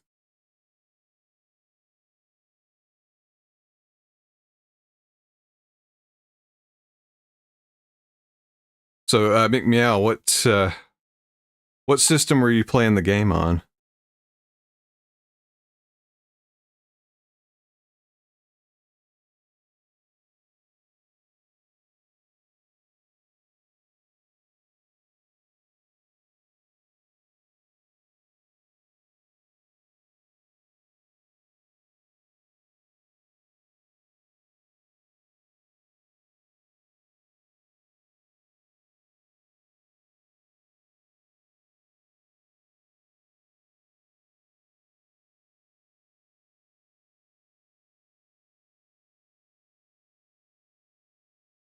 I'm looking online at Twitch right now too. I saw somebody else was playing this X-Men game.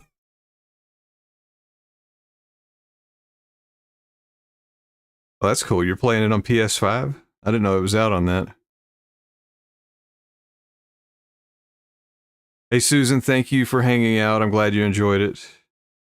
Again, I don't always play games on this channel, so if you're into the games, be sure to follow me on Twitch and regular Dr. Bad Vibes. But I appreciate the watch time, and it'll, you know, it's leading me to do more stuff on this channel. Just trying to find something real quick. I know I saw, yeah, here we go. There's two people watching that X-Men game. Oh, they're watching my channel. Gotcha. Funny. Let's see here.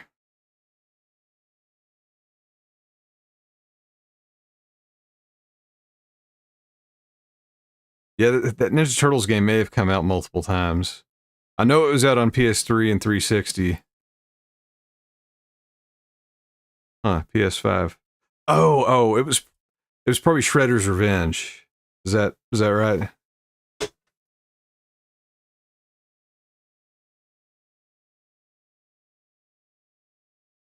I was thinking of the 89 arcade game, but yeah, it's probably the newer one. Yeah, that one's fine. I've got that on PS4.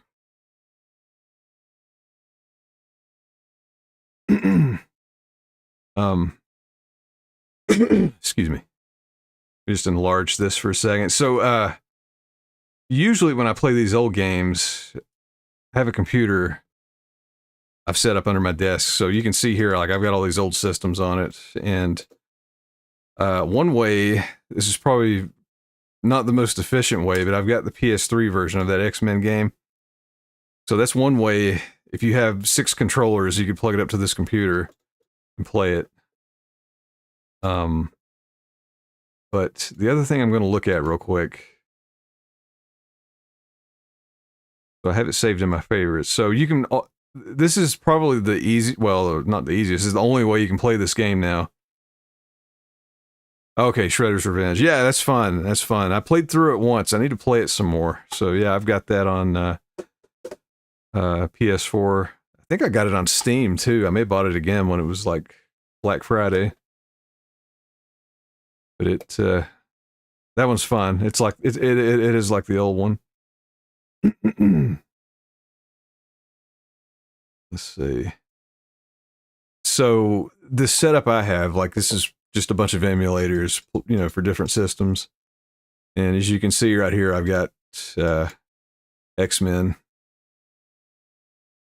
Similar version. So this, I was playing the 6-player version. That's the one they brought out with the double wide screen. And that's the only one that supports achievements. So you can, they've got the 4-player. So that's more like the Ninja Turtles arcade game. They only had the one screen, but you can play the 6-player. I'm just looking real quick. Wonder if anybody has. Anybody's got a.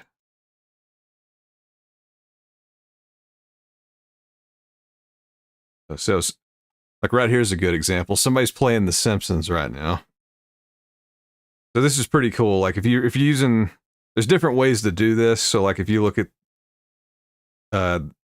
the details on people here, like you see their names and what version of the software, what version of the ROM they're using. So it's not perfect, but if you have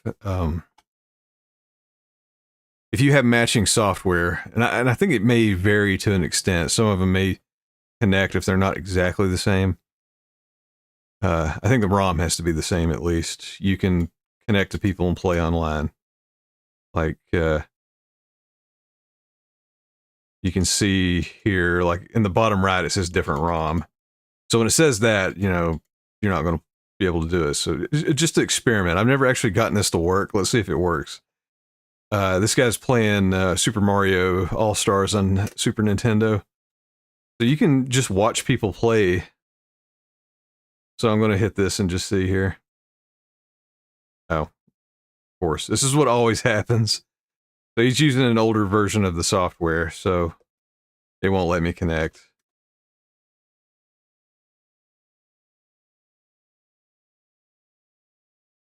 Ideally, to let me watch. Really, if you have a friend and you can coordinate. Oh, he's got a password.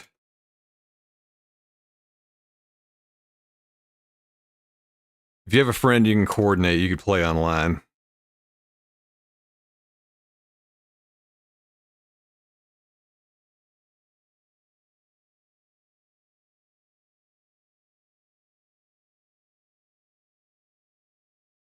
Curious.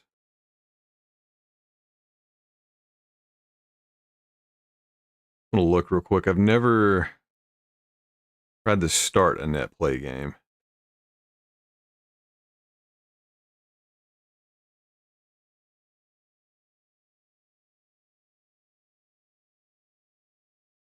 I'll chat for a little bit.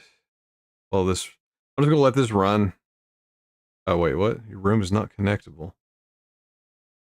They're using a relay server. Huh, okay. That's weird.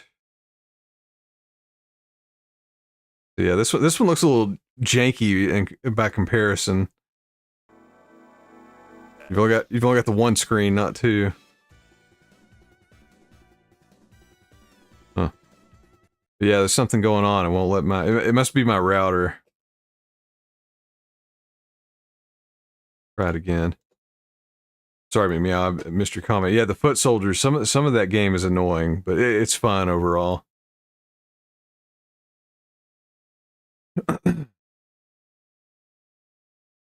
Private or shared. Yeah, I've never really messed with the online functionality in this, so I'll have to read up on this. So it wants some kind of relay server, so I may have to set something else up. I mean, it's probably just so you don't share your information. But in general, so like, if you haven't seen me use this before, this is an old PC that I have under my desk. I used a bunch of my spare parts, upgraded an old Dell a little bit, and I've got a specific version of Linux running on it. And I've got all these game ROMs I've collected over the years. I've just dumped them all onto this hard drive. And you can arrange them in certain ways too. I really want to play with the steering wheel. Like, these are all games that you can hook a steering wheel up and drive around. So, some of them are pretty archaic, and then some of them are a little newer. Like, I don't see hooking up a steering wheel for, these games from the 80s. Although Chase HQ is pretty fun. If you remember that one in the arcade, it actually had a gear shifter. It also had a trigger, so you'd shift gears and also shoot a gun as the passenger. But you drive as the driver with the wheel. It was pretty fun. But I've got a lot of old Apple software. I physically have an Apple II and 2GS. I need to dig those out and do some videos. But basically every system you could think of, I probably have on here just because I've collected them. Even pinball. So pinball tables are notoriously hard to maintain. So there's been several preservation projects where Future Pinball is one of them, where they basically scan the board and all the positions of the lights and basically build a virtual version of the pinball table. And there's a few I'm pretty familiar with, and I've played them in here, and they're close enough that it's cool to have. So you can have a pinball machine in your house without taking up a whole freaking room. And then some of like the Mugen, this is like it's like a piece of software where you can make your own fighting games. It's pretty cool. And just all kinds of old stuff. So newer stuff as well. Like I've even got a few 360 games running on here. So what I may do, in the near future, I've been planning on it. I want to make a video on how you could do this with a computer. You know, you may have laying around. And there's different ways to do it too. Like if you want to go like hard and you could buy like a Raspberry Pi or something like that, something a little newer that's small, and this will totally work on that as well. But pretty much every game I want to play is on here for the most part. I did just update the software. It's on version 39 now, and when I did that, it kind of broke everything, so I had to reinstall it from scratch. Luckily, I have all this backed up, but some of them, the newer stuff especially, some of these games are so big, I've got them on different hard drives. And actually, one of the coolest things, like seeing, like you can see some of these games here, they have, like if you look in the title, you can see the gun icon. So for those, I actually, I have a Wii controller. You probably saw me bust this out on the Die Hard video. So I have a Wii controller that's in like a little gun holster. And I don't have it hooked up right now, but you can, this totally works as like an arcade light gun.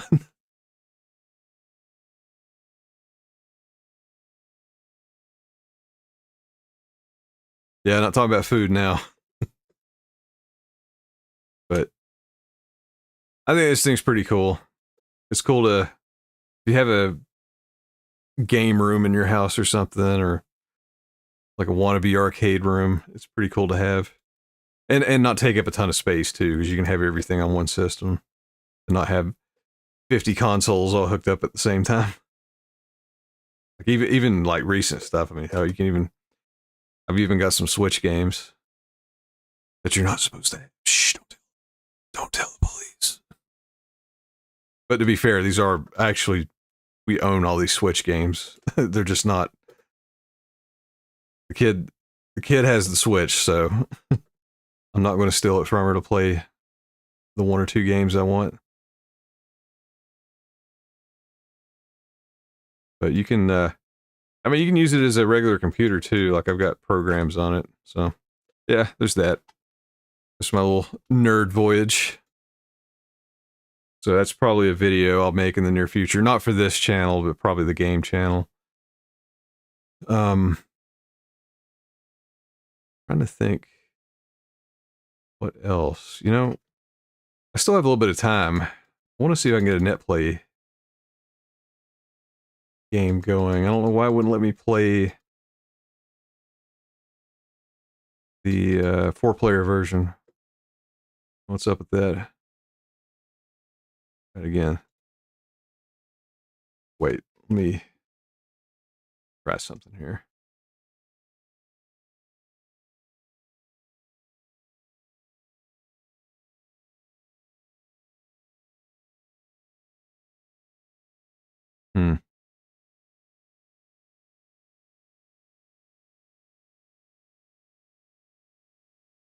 I'll keep talking. I just want to.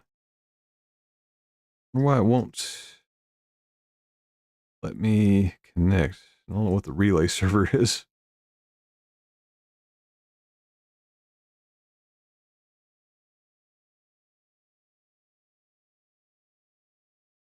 Turn on the relay server.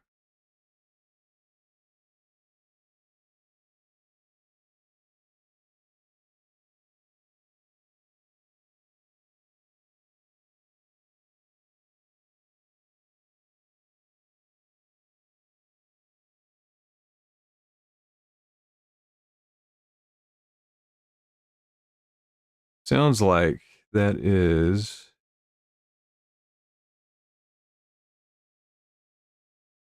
feature in RetroArch.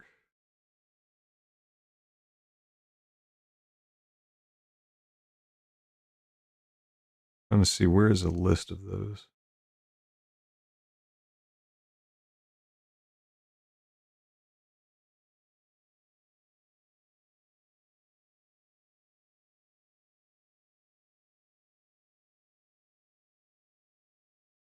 So it sounds like people have to, this is kind of like back in the day, I used to use a version of MAME.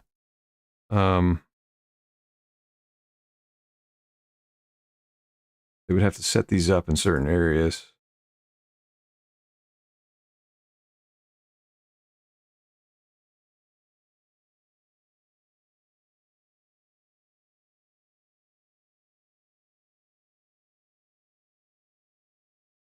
I think it may be something you have to turn on inside the game.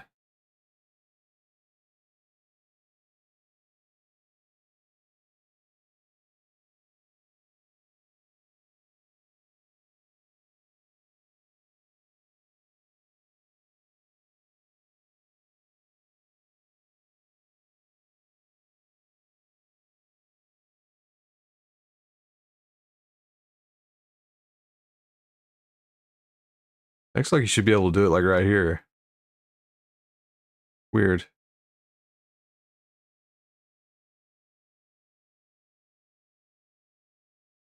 I'm gonna see if anybody has one that would let me test it to connect. I would like to get this working, and then I could have people, you know, just random people hop on and play. I'm not thinking either while I'm messing around here.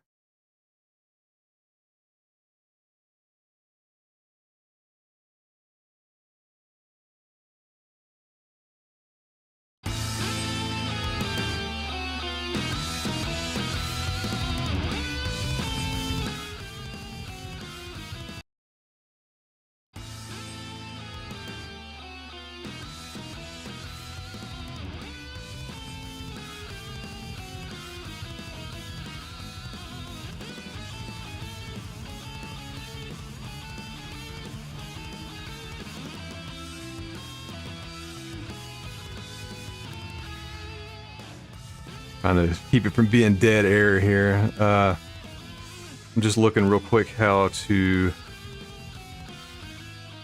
start a NetPlay server. Oops, I didn't mean to start the game.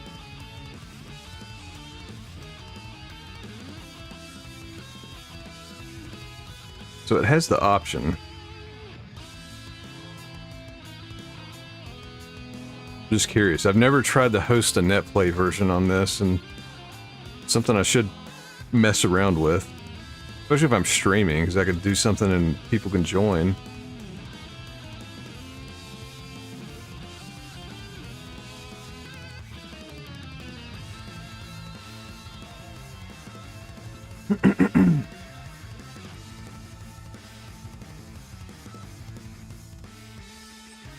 Room is not connectable from the internet.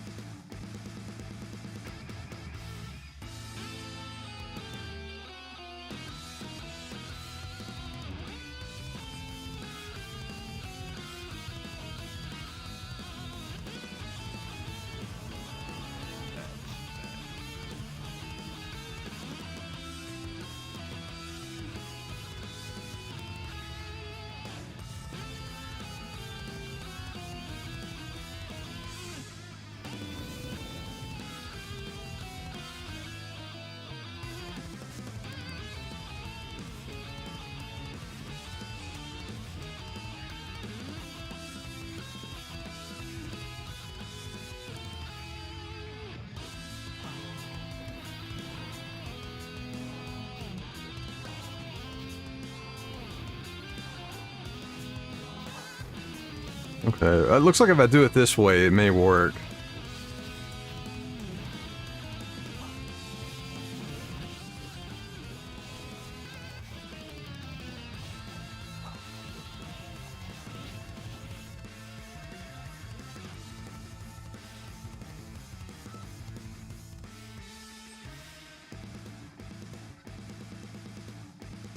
Trying to see if anybody has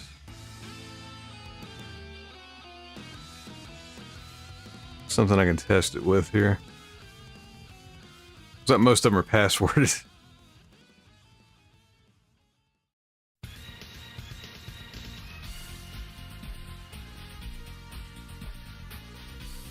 If this will work.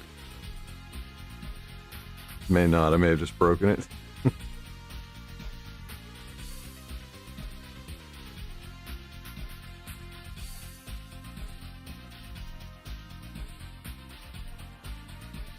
Let me give it a second here. I may have frozen it up trying to join a game I don't have loaded up.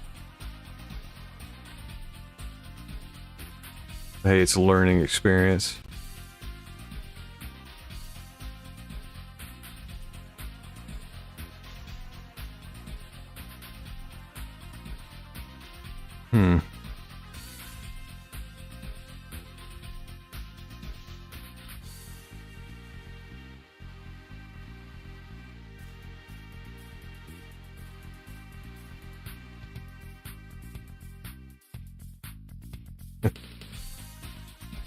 Let's see, I think I broke it. Let me reset real quick.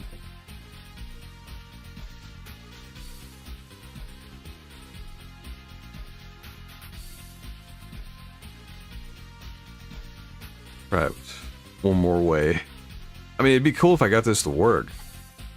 Just be able to play like all these games online with people. No, a handful of my friends have them. Brother's got a bunch of them.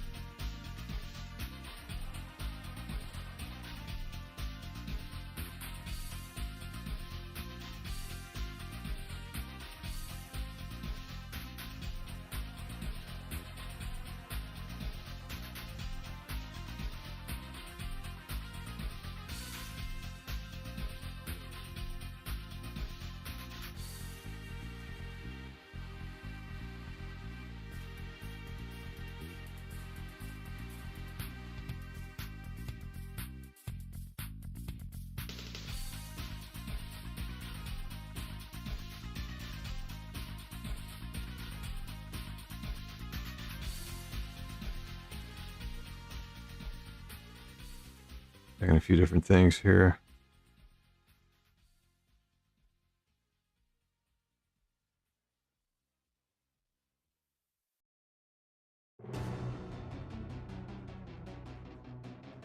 Yeah, there may be a setting I haven't turned on.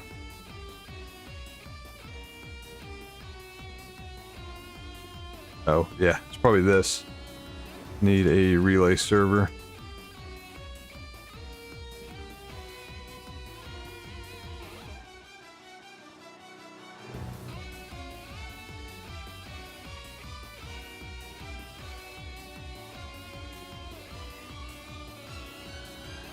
Crap. Other than fighting games, what kinds of games do you play? It depends. I mean, fighting games are my favorite, and I like these old beat 'em up games like this. Say probably next on the list, probably the older Mega Man games. I've been watching. Sometimes I have Twitch on while I'm working, and I've been watching a guy. Actually, let me give him a shout out because he's a cool dude. So on Twitch, been watching this guy Brood. He's cool. Wonder if we'll pull one up. He's been playing Mega Man 9. And he's been in a Mega Man costume for like 2 months. And he finally got to the point where he wanted in the game. And that kind of got me, reignited my interest in the game. So I've been playing a little bit of Mega Man.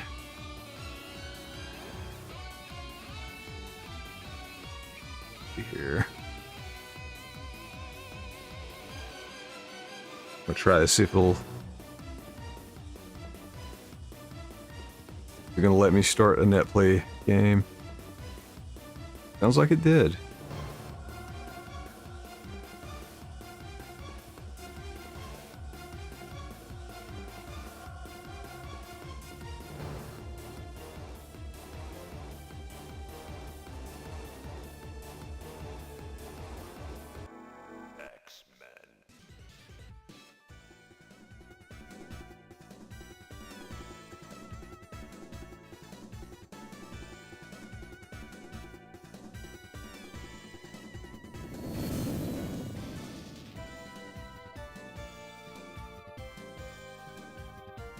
I got it running.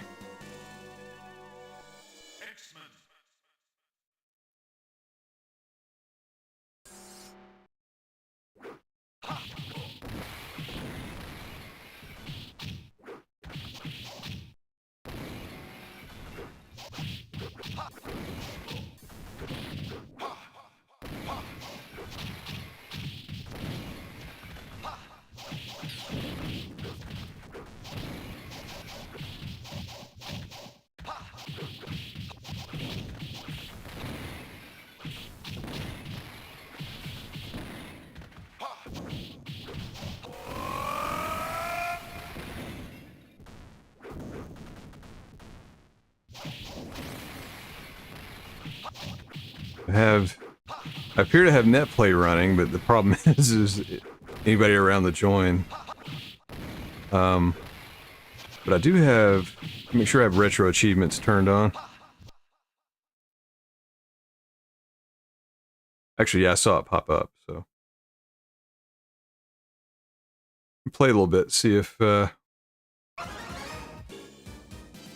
anybody joins. Let's do Colossus. Colossus. He's the Colossus is the most memorable character. Because if you were ever in an arcade with this game, you could hear him screaming anywhere in the arcade.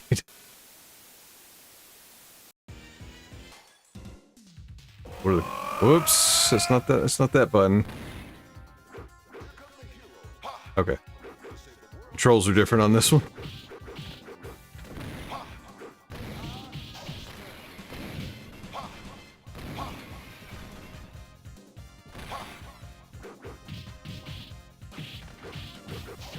Colossus is a little better than Dazzler.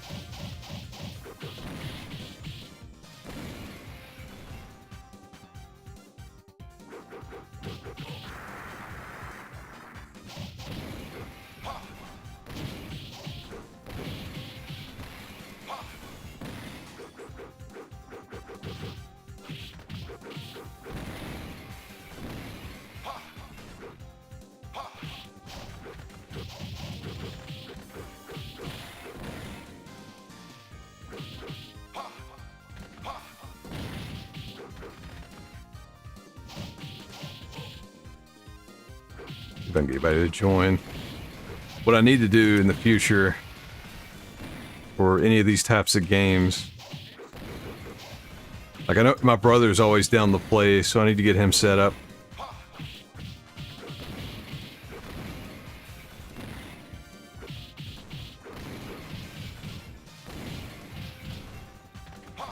He would definitely join in.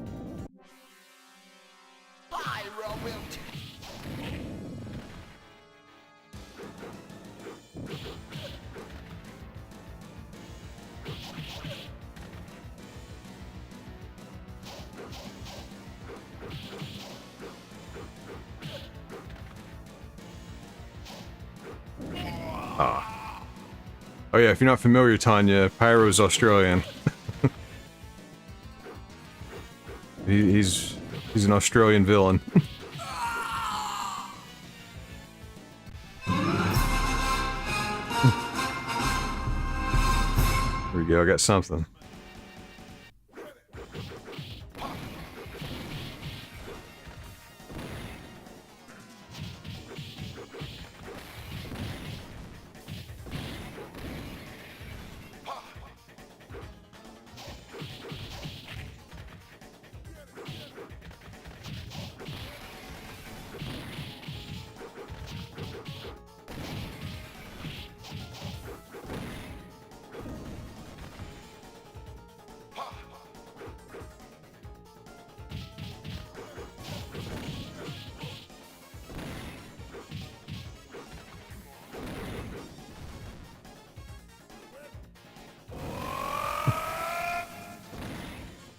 That's what makes Colossus cool.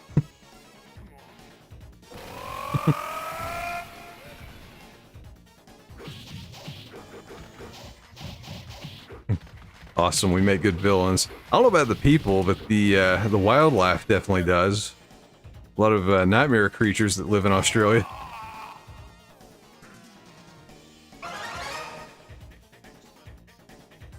Storm. There we go, let's press Storm. Never picked her much in this.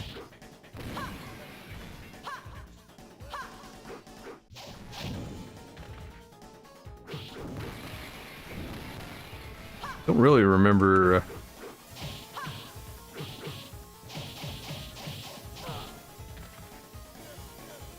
So when you played the 6-player version, like all the characters were in a fixed location. I remember Dazzler was in a terrible spot, like on the edge maybe. But there were some characters you just didn't want, because you'd be turned around halfway to play.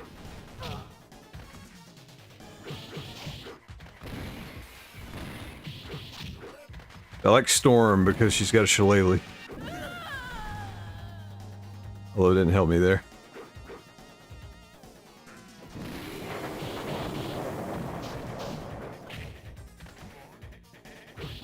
Shillelagh.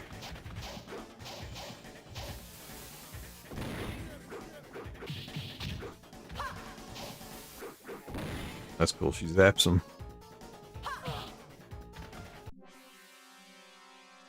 Nothing moves the blob. The blob.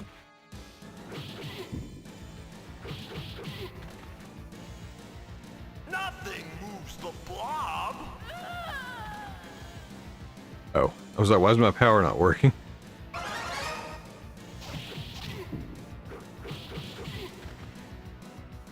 That was out. Storm's got some good range to her.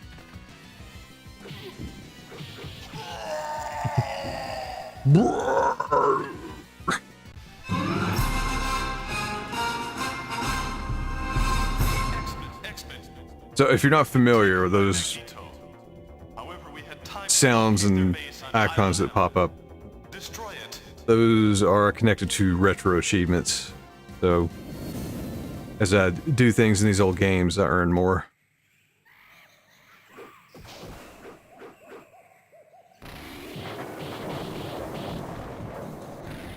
While I'm talking about it. Oops. Oh, I can't pause it. I forgot. Alright, I'll look when I'm done. I guess, or I have net play on. It won't let me pause the game.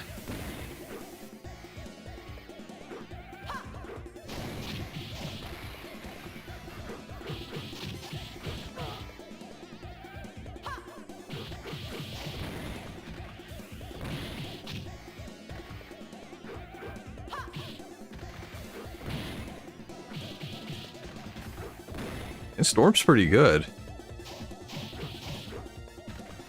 I've only played this game purely for fun, so I don't know any of the tips and tricks and, you know, what characters may be better than others.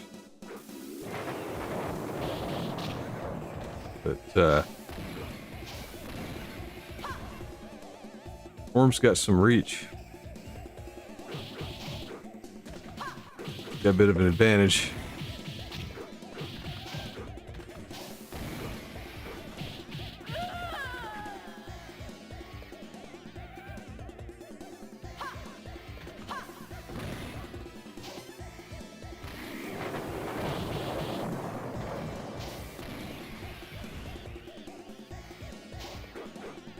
Oh yeah, and if you've been watching the or haven't been watching the cartoon, X-Men 97 revival on Disney Plus, they did bring Storm brought this costume back in there, and it's actually, you see all the classic outfits in that one. It's pretty cool. Nerd Easter eggs.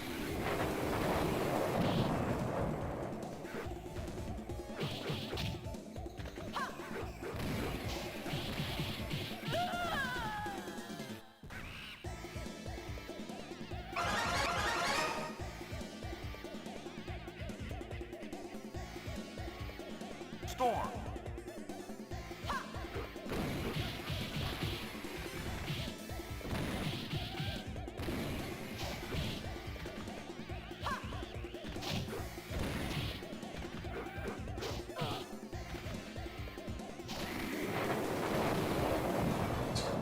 Take that, emotional support alligator.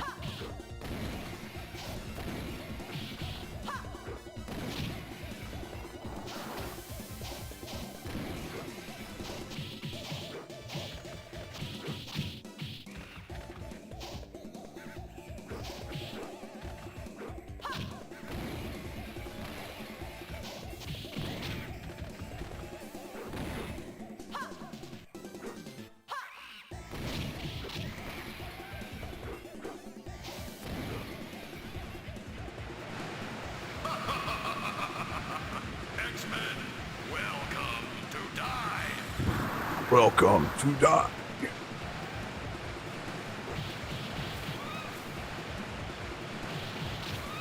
very memeable line of dialogue.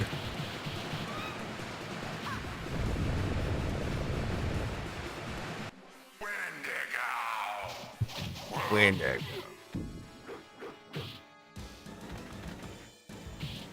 Oh.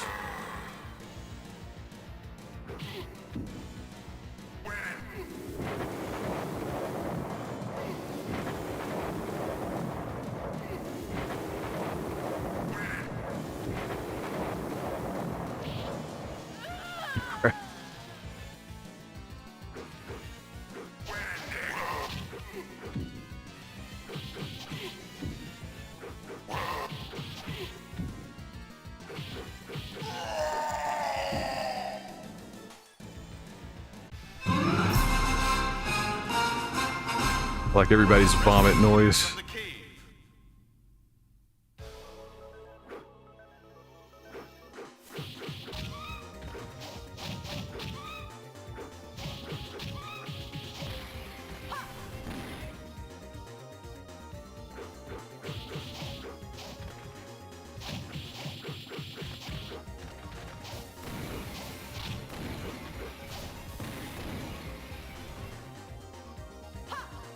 Storm's pretty good.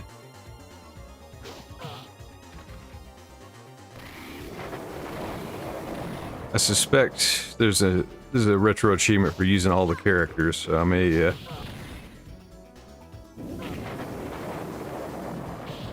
try to burn up some lives so I can use everybody.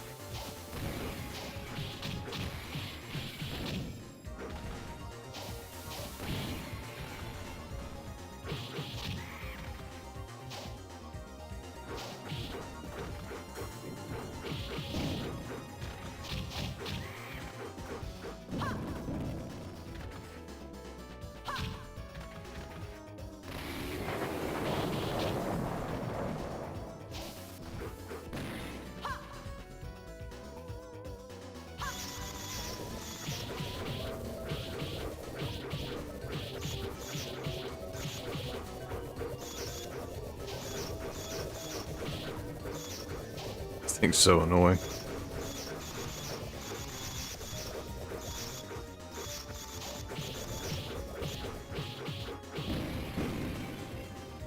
To catch it just right.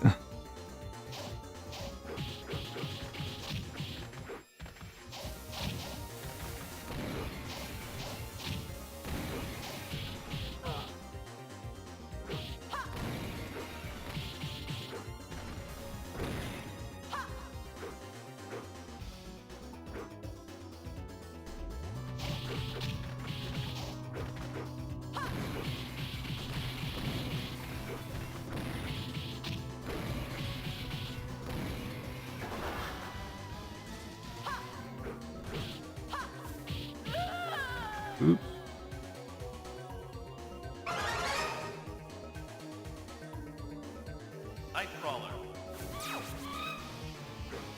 Keep getting the controls mixed up on this one. I don't mean to use their abilities right off the bat.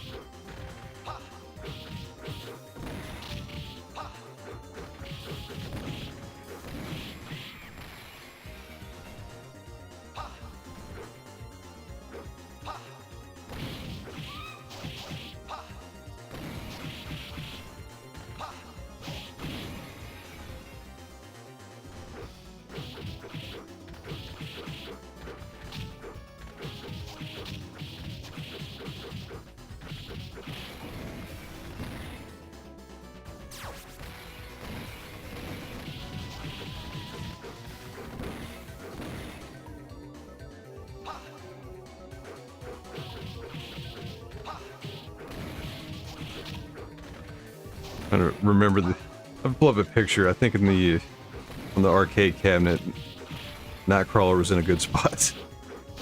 I feel like I used him quite a bit. He may have been right in the front.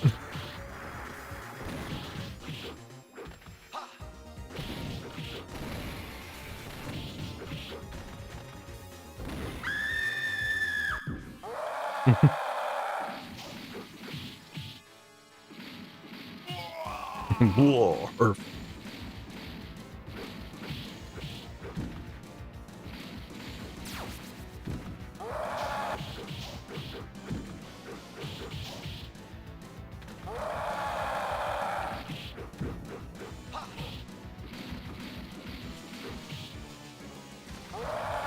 There's a trick to him, but I don't remember what it is.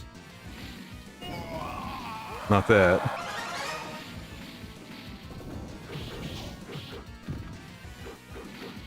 I thought I was continuing.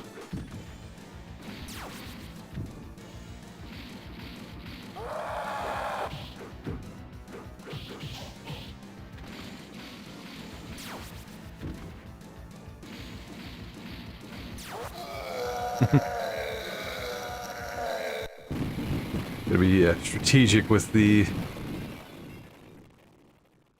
superpowers.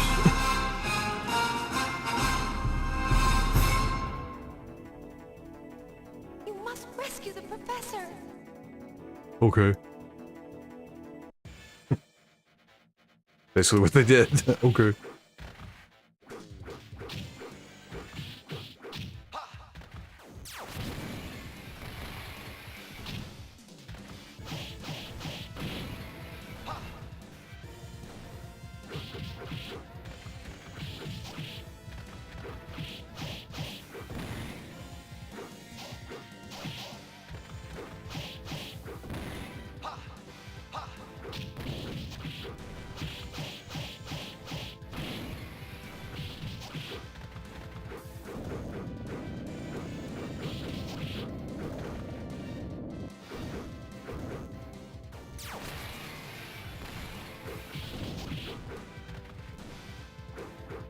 His mutant power is not that great. Looks like it should hit everybody on the screen, but it rarely does. If ever.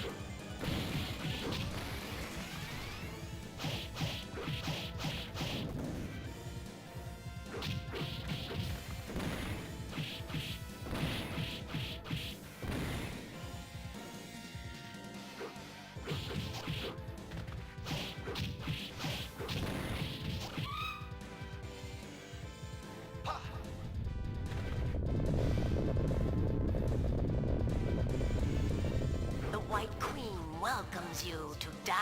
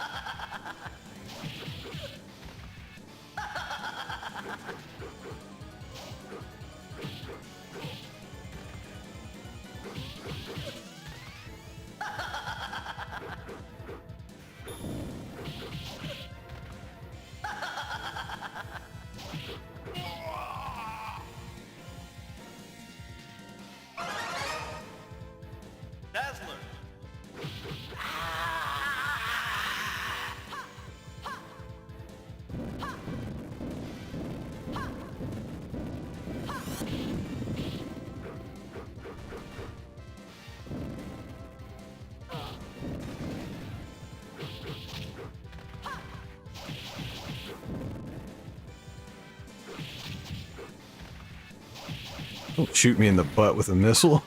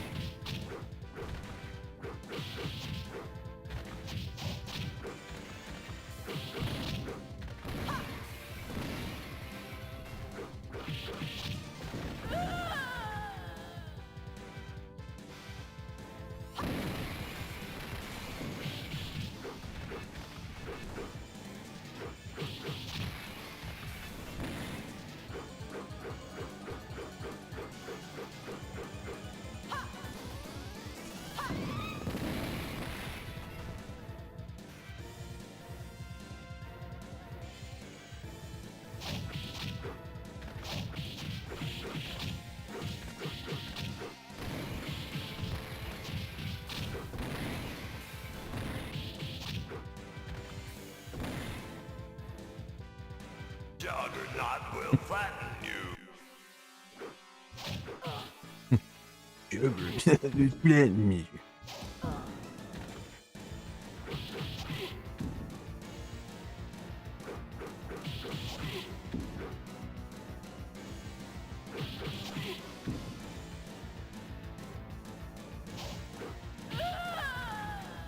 Shoots me out. Cyclops.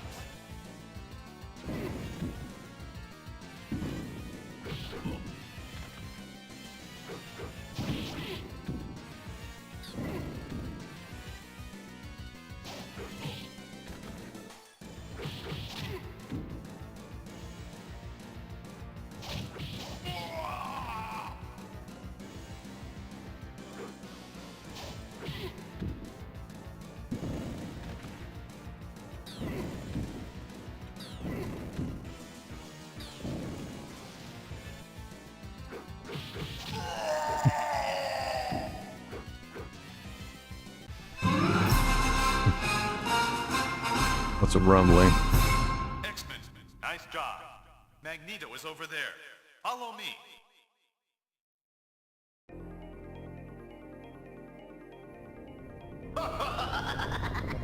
Charles. No, Charles.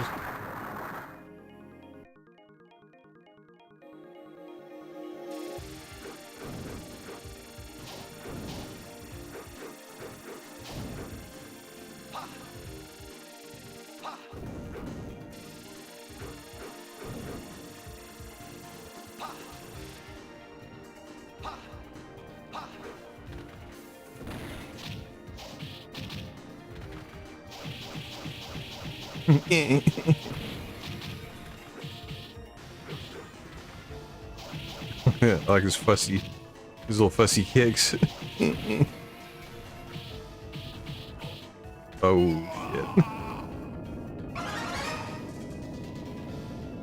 Wolverine.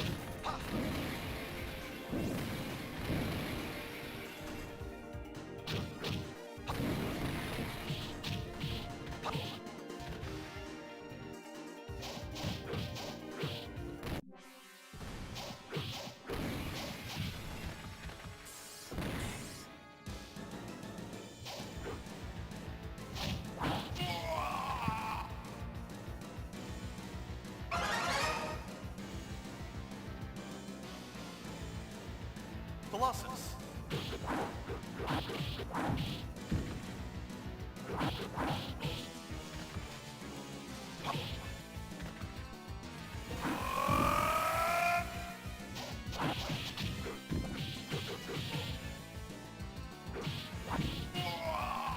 Him.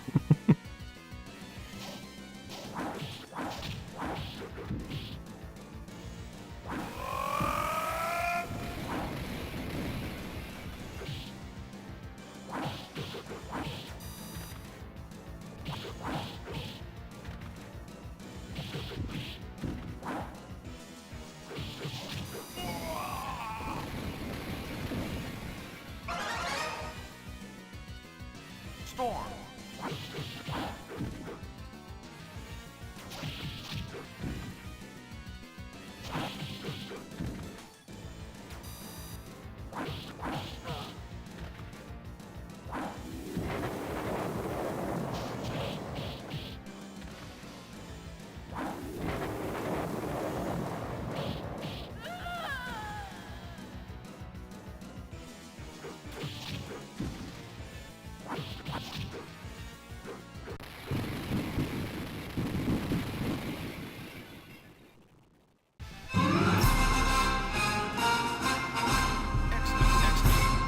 Magneto is planning to attack Earth from his asteroid base.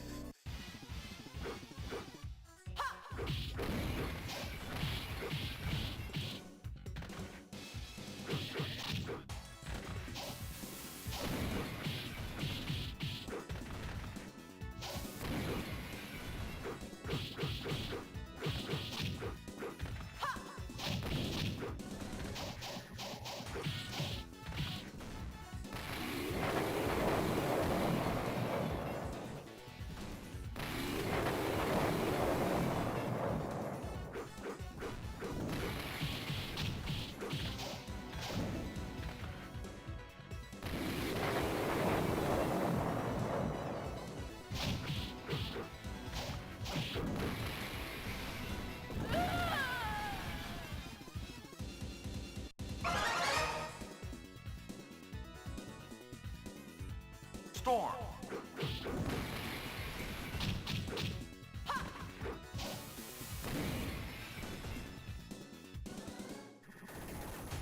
Hey, what's up, science fiction? That's pretty good. I mean, it's, you know, still got another part left, I guess, but yeah, I'm really liking the show. Curious to see where it goes. I was very surprised by the ending. I didn't think they would go that far already in the show. What about you? What do you think?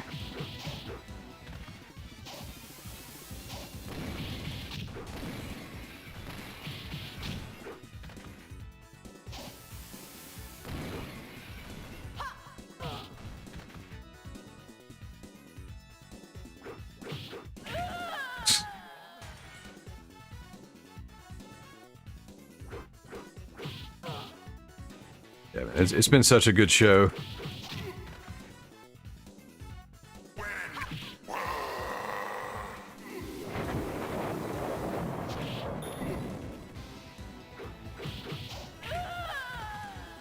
We get wrecked right here.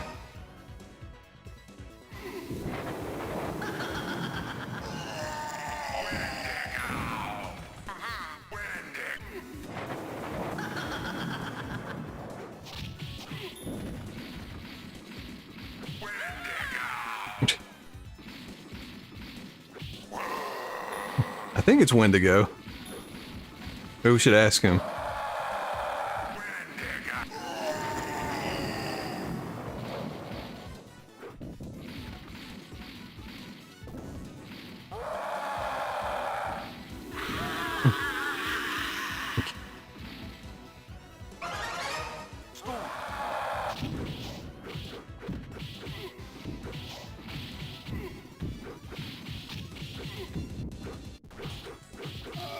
I've played this game a bit, but I don't know any like strats or anything. It does seem like Storm may be a bit OP.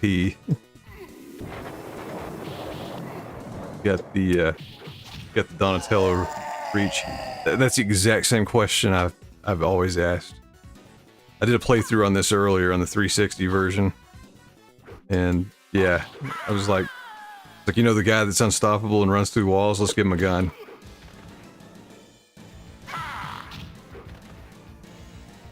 What about this part? Magneto, right? Wonder why he's not using his magnet powers. That's weird.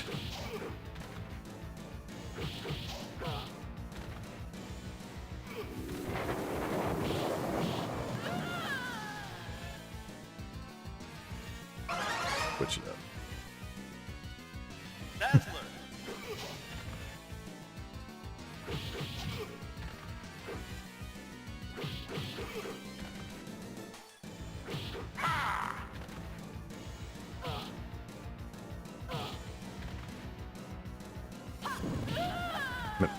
Totally missed.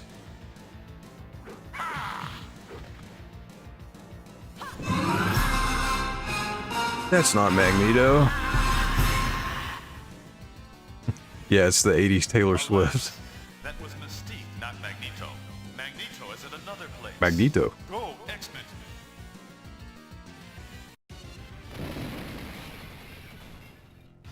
I am Magneto, master of magnet. Master of Magnet.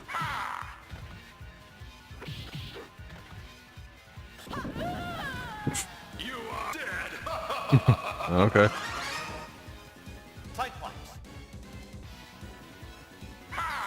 Shield. Kill you. You are dead.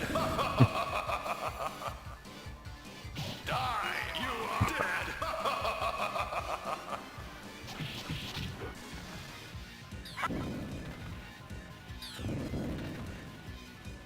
You are dead. Dead. You are helpless against my power. Come to die. Come, X-Chicken. You are dead. X-Chicken. Forgot about that one. You die. Damn it. Forgot about that. Especially with Cyclops, he can trade lasers with him. You shall meet with my wrath.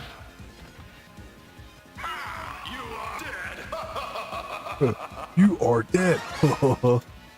Colossus. Dead. Die, X-Men. Die, Shield. You are dead.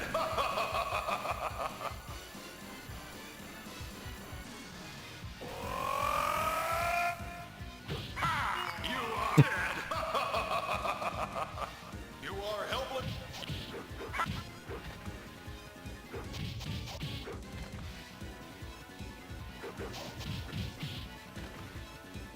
You are helpless against my power, X-Men. X-Chicken. Damn. Shield. You are nothing.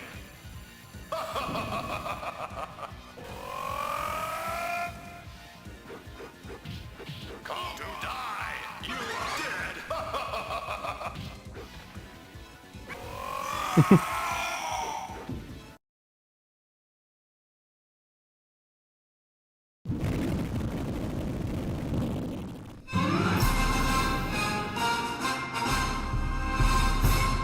Did you ever play this one back in the day?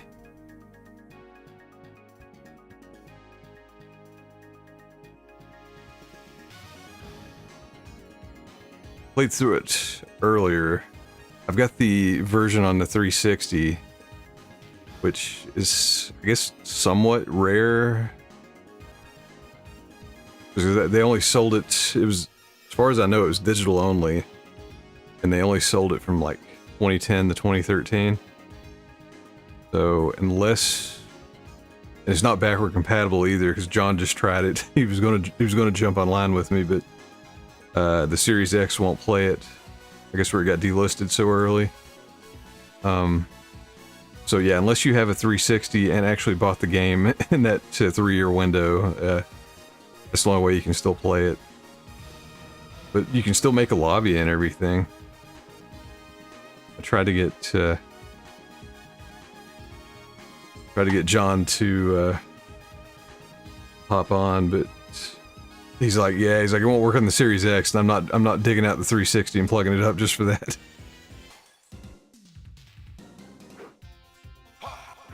But I have it running on an emulator right now. I was kind of doing an experiment. I'm gonna play it right now. So if you're using like RetroArch or whatever, welcome to die. You can search for NetPlay servers. So I had one going actually, so you can see it right there.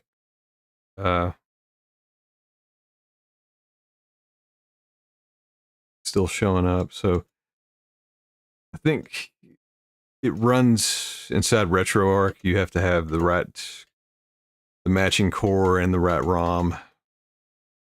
So I've never. Hold on, look here. I've never really. Gotten a NetPlay game to work on here. Yeah, see, like there's always a reason. So he's running an old version of RetroArch, even though I've got the ROM.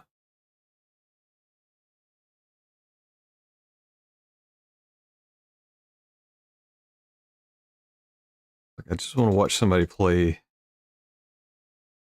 You can spectate a game, but it's like the damn thing never works. Yeah, see, running an old version.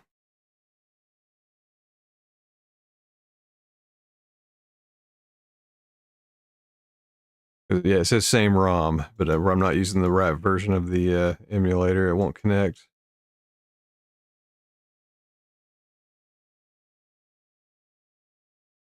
And I know if you've got a different ROM, it won't work, so I'm not even going to try.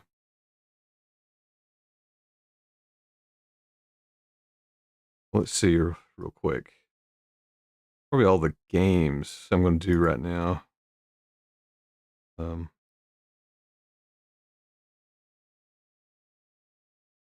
Turn this off.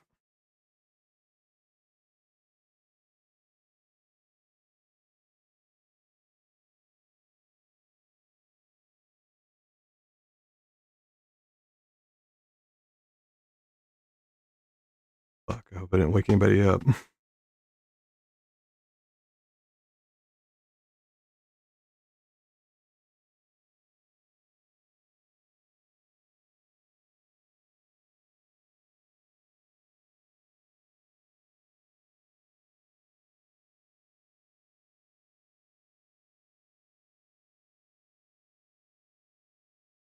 If you're familiar with the channel, the Twitch stream especially. Thanks, Tanya. Thanks for hanging out. Here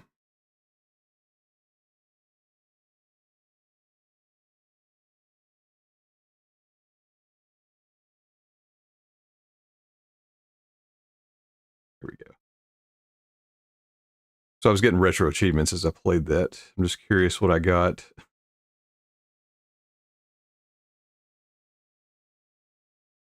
Oh yeah, some of these are hard.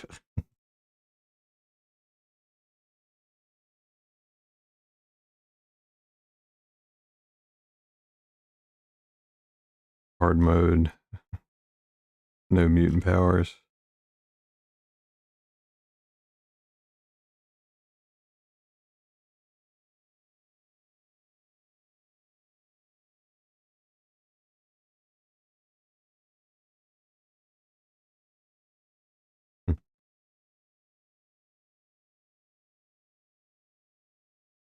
These are hard. Defeat Magneto on hard or higher in 1 credit. Only 42 people have done that. Pretty sick.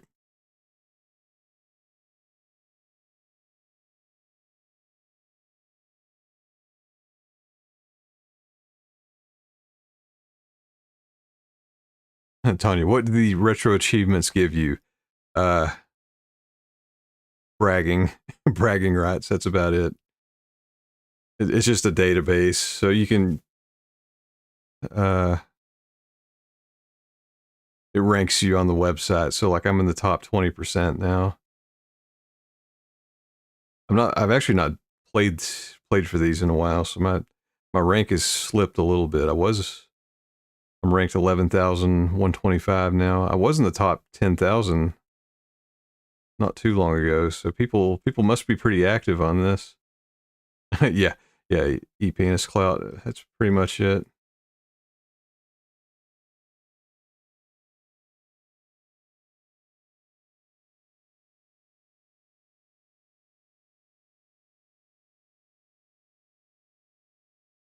All these other ones popped up when I was trying to get the NetPlay to work.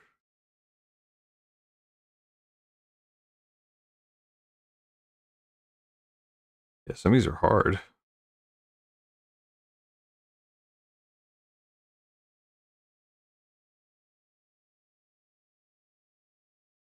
I guess I had it on medium. I didn't even screw with the difficulty. Antonio, can you tell I'm not a gamer?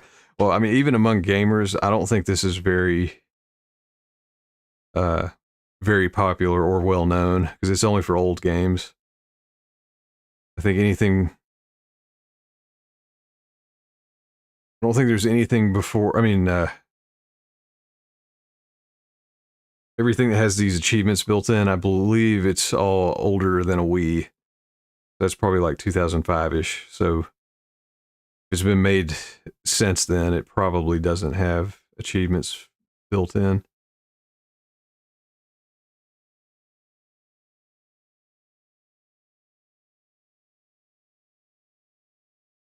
But what I've mainly been trying to do, I've been trying to get you can get 100% on games, and it puts them up here in the top and shows people that you've mastered them. So I primarily play fighting games. So they have a bunch of the old ones, like the Marvel vs. Capcom games. So these are all games I've, they're like burned in my brain. I remember how to play these pretty well. I've gotten all, the only one I'm stuck on, this one is so hard. So this is kind of what started Marvel vs. Capcom. This is another X-Men game. This came out in 1994, and you can unlock a Street Fighter character, and you can also fight him. So I'm trying to, like, the stuff you have to do to make him appear is so hard. Like, I'm looking right now, only 23 people have done it. I mean, that they're on this site. I've come so close, and I just, every time, like, I get to the last guy, like, you have to win under certain conditions, and like, it's just so hard. I didn't even know you could fight him, because I've played this game a bunch in the past. I knew you could pick him. I had no idea you could make him appear to fight, and I can't remember what you have to do. It's so stupid. It's like, you have to get the first attack. You have to get the first attack every round. I think you have to hit 5 or 6 super moves, and you can't lose a round. So it's like, and I don't remember this game being this hard back in the day. And I don't know if it's because it's on an emulator or what, but when you put it on like very easy, like the computer's still godlike. Like, I'll get to the 5th guy and it just goes berserk, and I can't touch him, or I can't get the first attack, or I can't hit a super move. Yeah, 2005 is retro. It's depressing, right?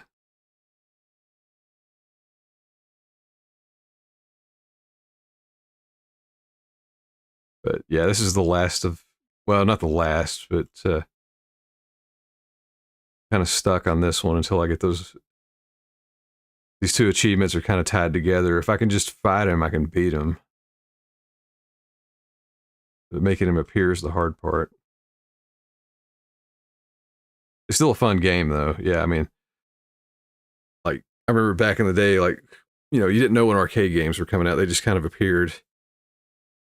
And it was actually the old Walmart back home. I just walked in one day with my mom, and I was like, "What's this? A freaking X-Men game that looks like the TV show?" And suddenly, I didn't care to go shopping. I was like, "Please take me shopping, just so I can play that game."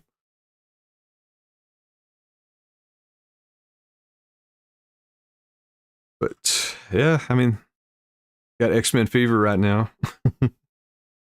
I'm enjoying the show a lot. I hope everybody else is. Everybody that's watching it. So, yeah. This should, let me do the math here.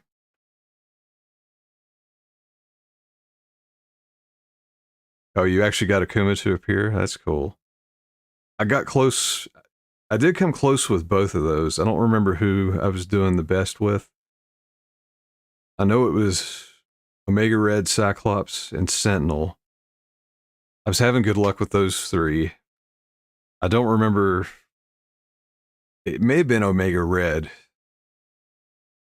that I was getting so close, and it's just like something stupid happened every time.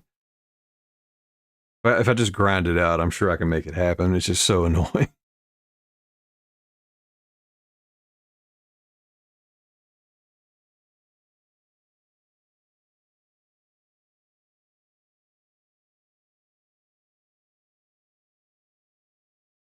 Yeah, Cyclops is combo monster in that game. Really, all of those games. You can do weird stuff in that one, especially. I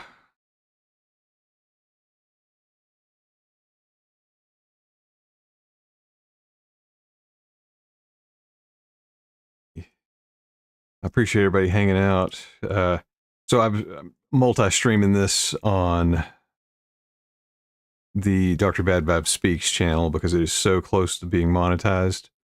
I'm basically using this I'm using this stream to get the last few watch hours I need, and that should have me where I need to be, and hopefully I'll be monetized.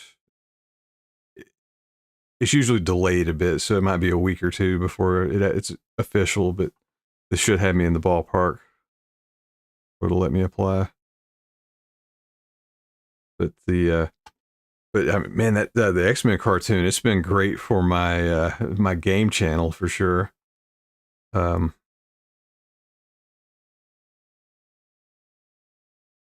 got a bunch of old Children of the Atom videos, and people have been going back and watching those. So I've been getting some good views on those. It's been cool. But let me see here.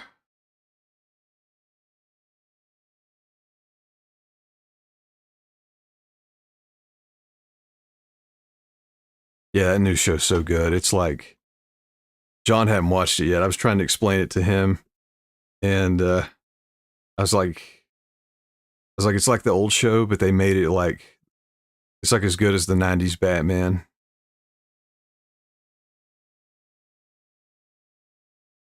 He was like, damn. He's like, okay, I need to watch it. I was like, yeah, you do.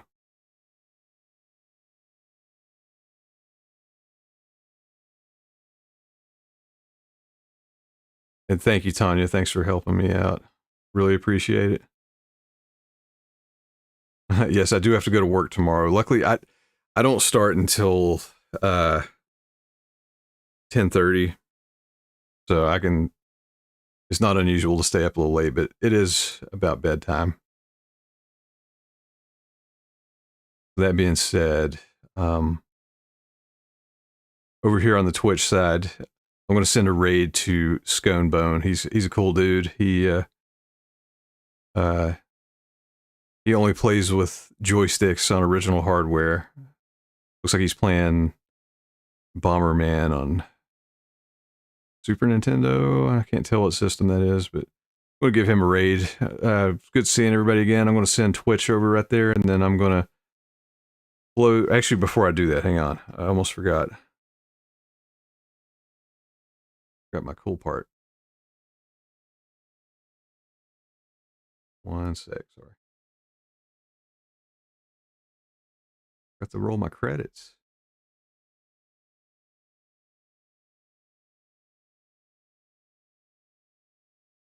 Got a sub. That was cool. I had fun. It was fun seeing everybody. And thanks again to everybody that watched on YouTube. That's going to put me over to be monetized, hopefully.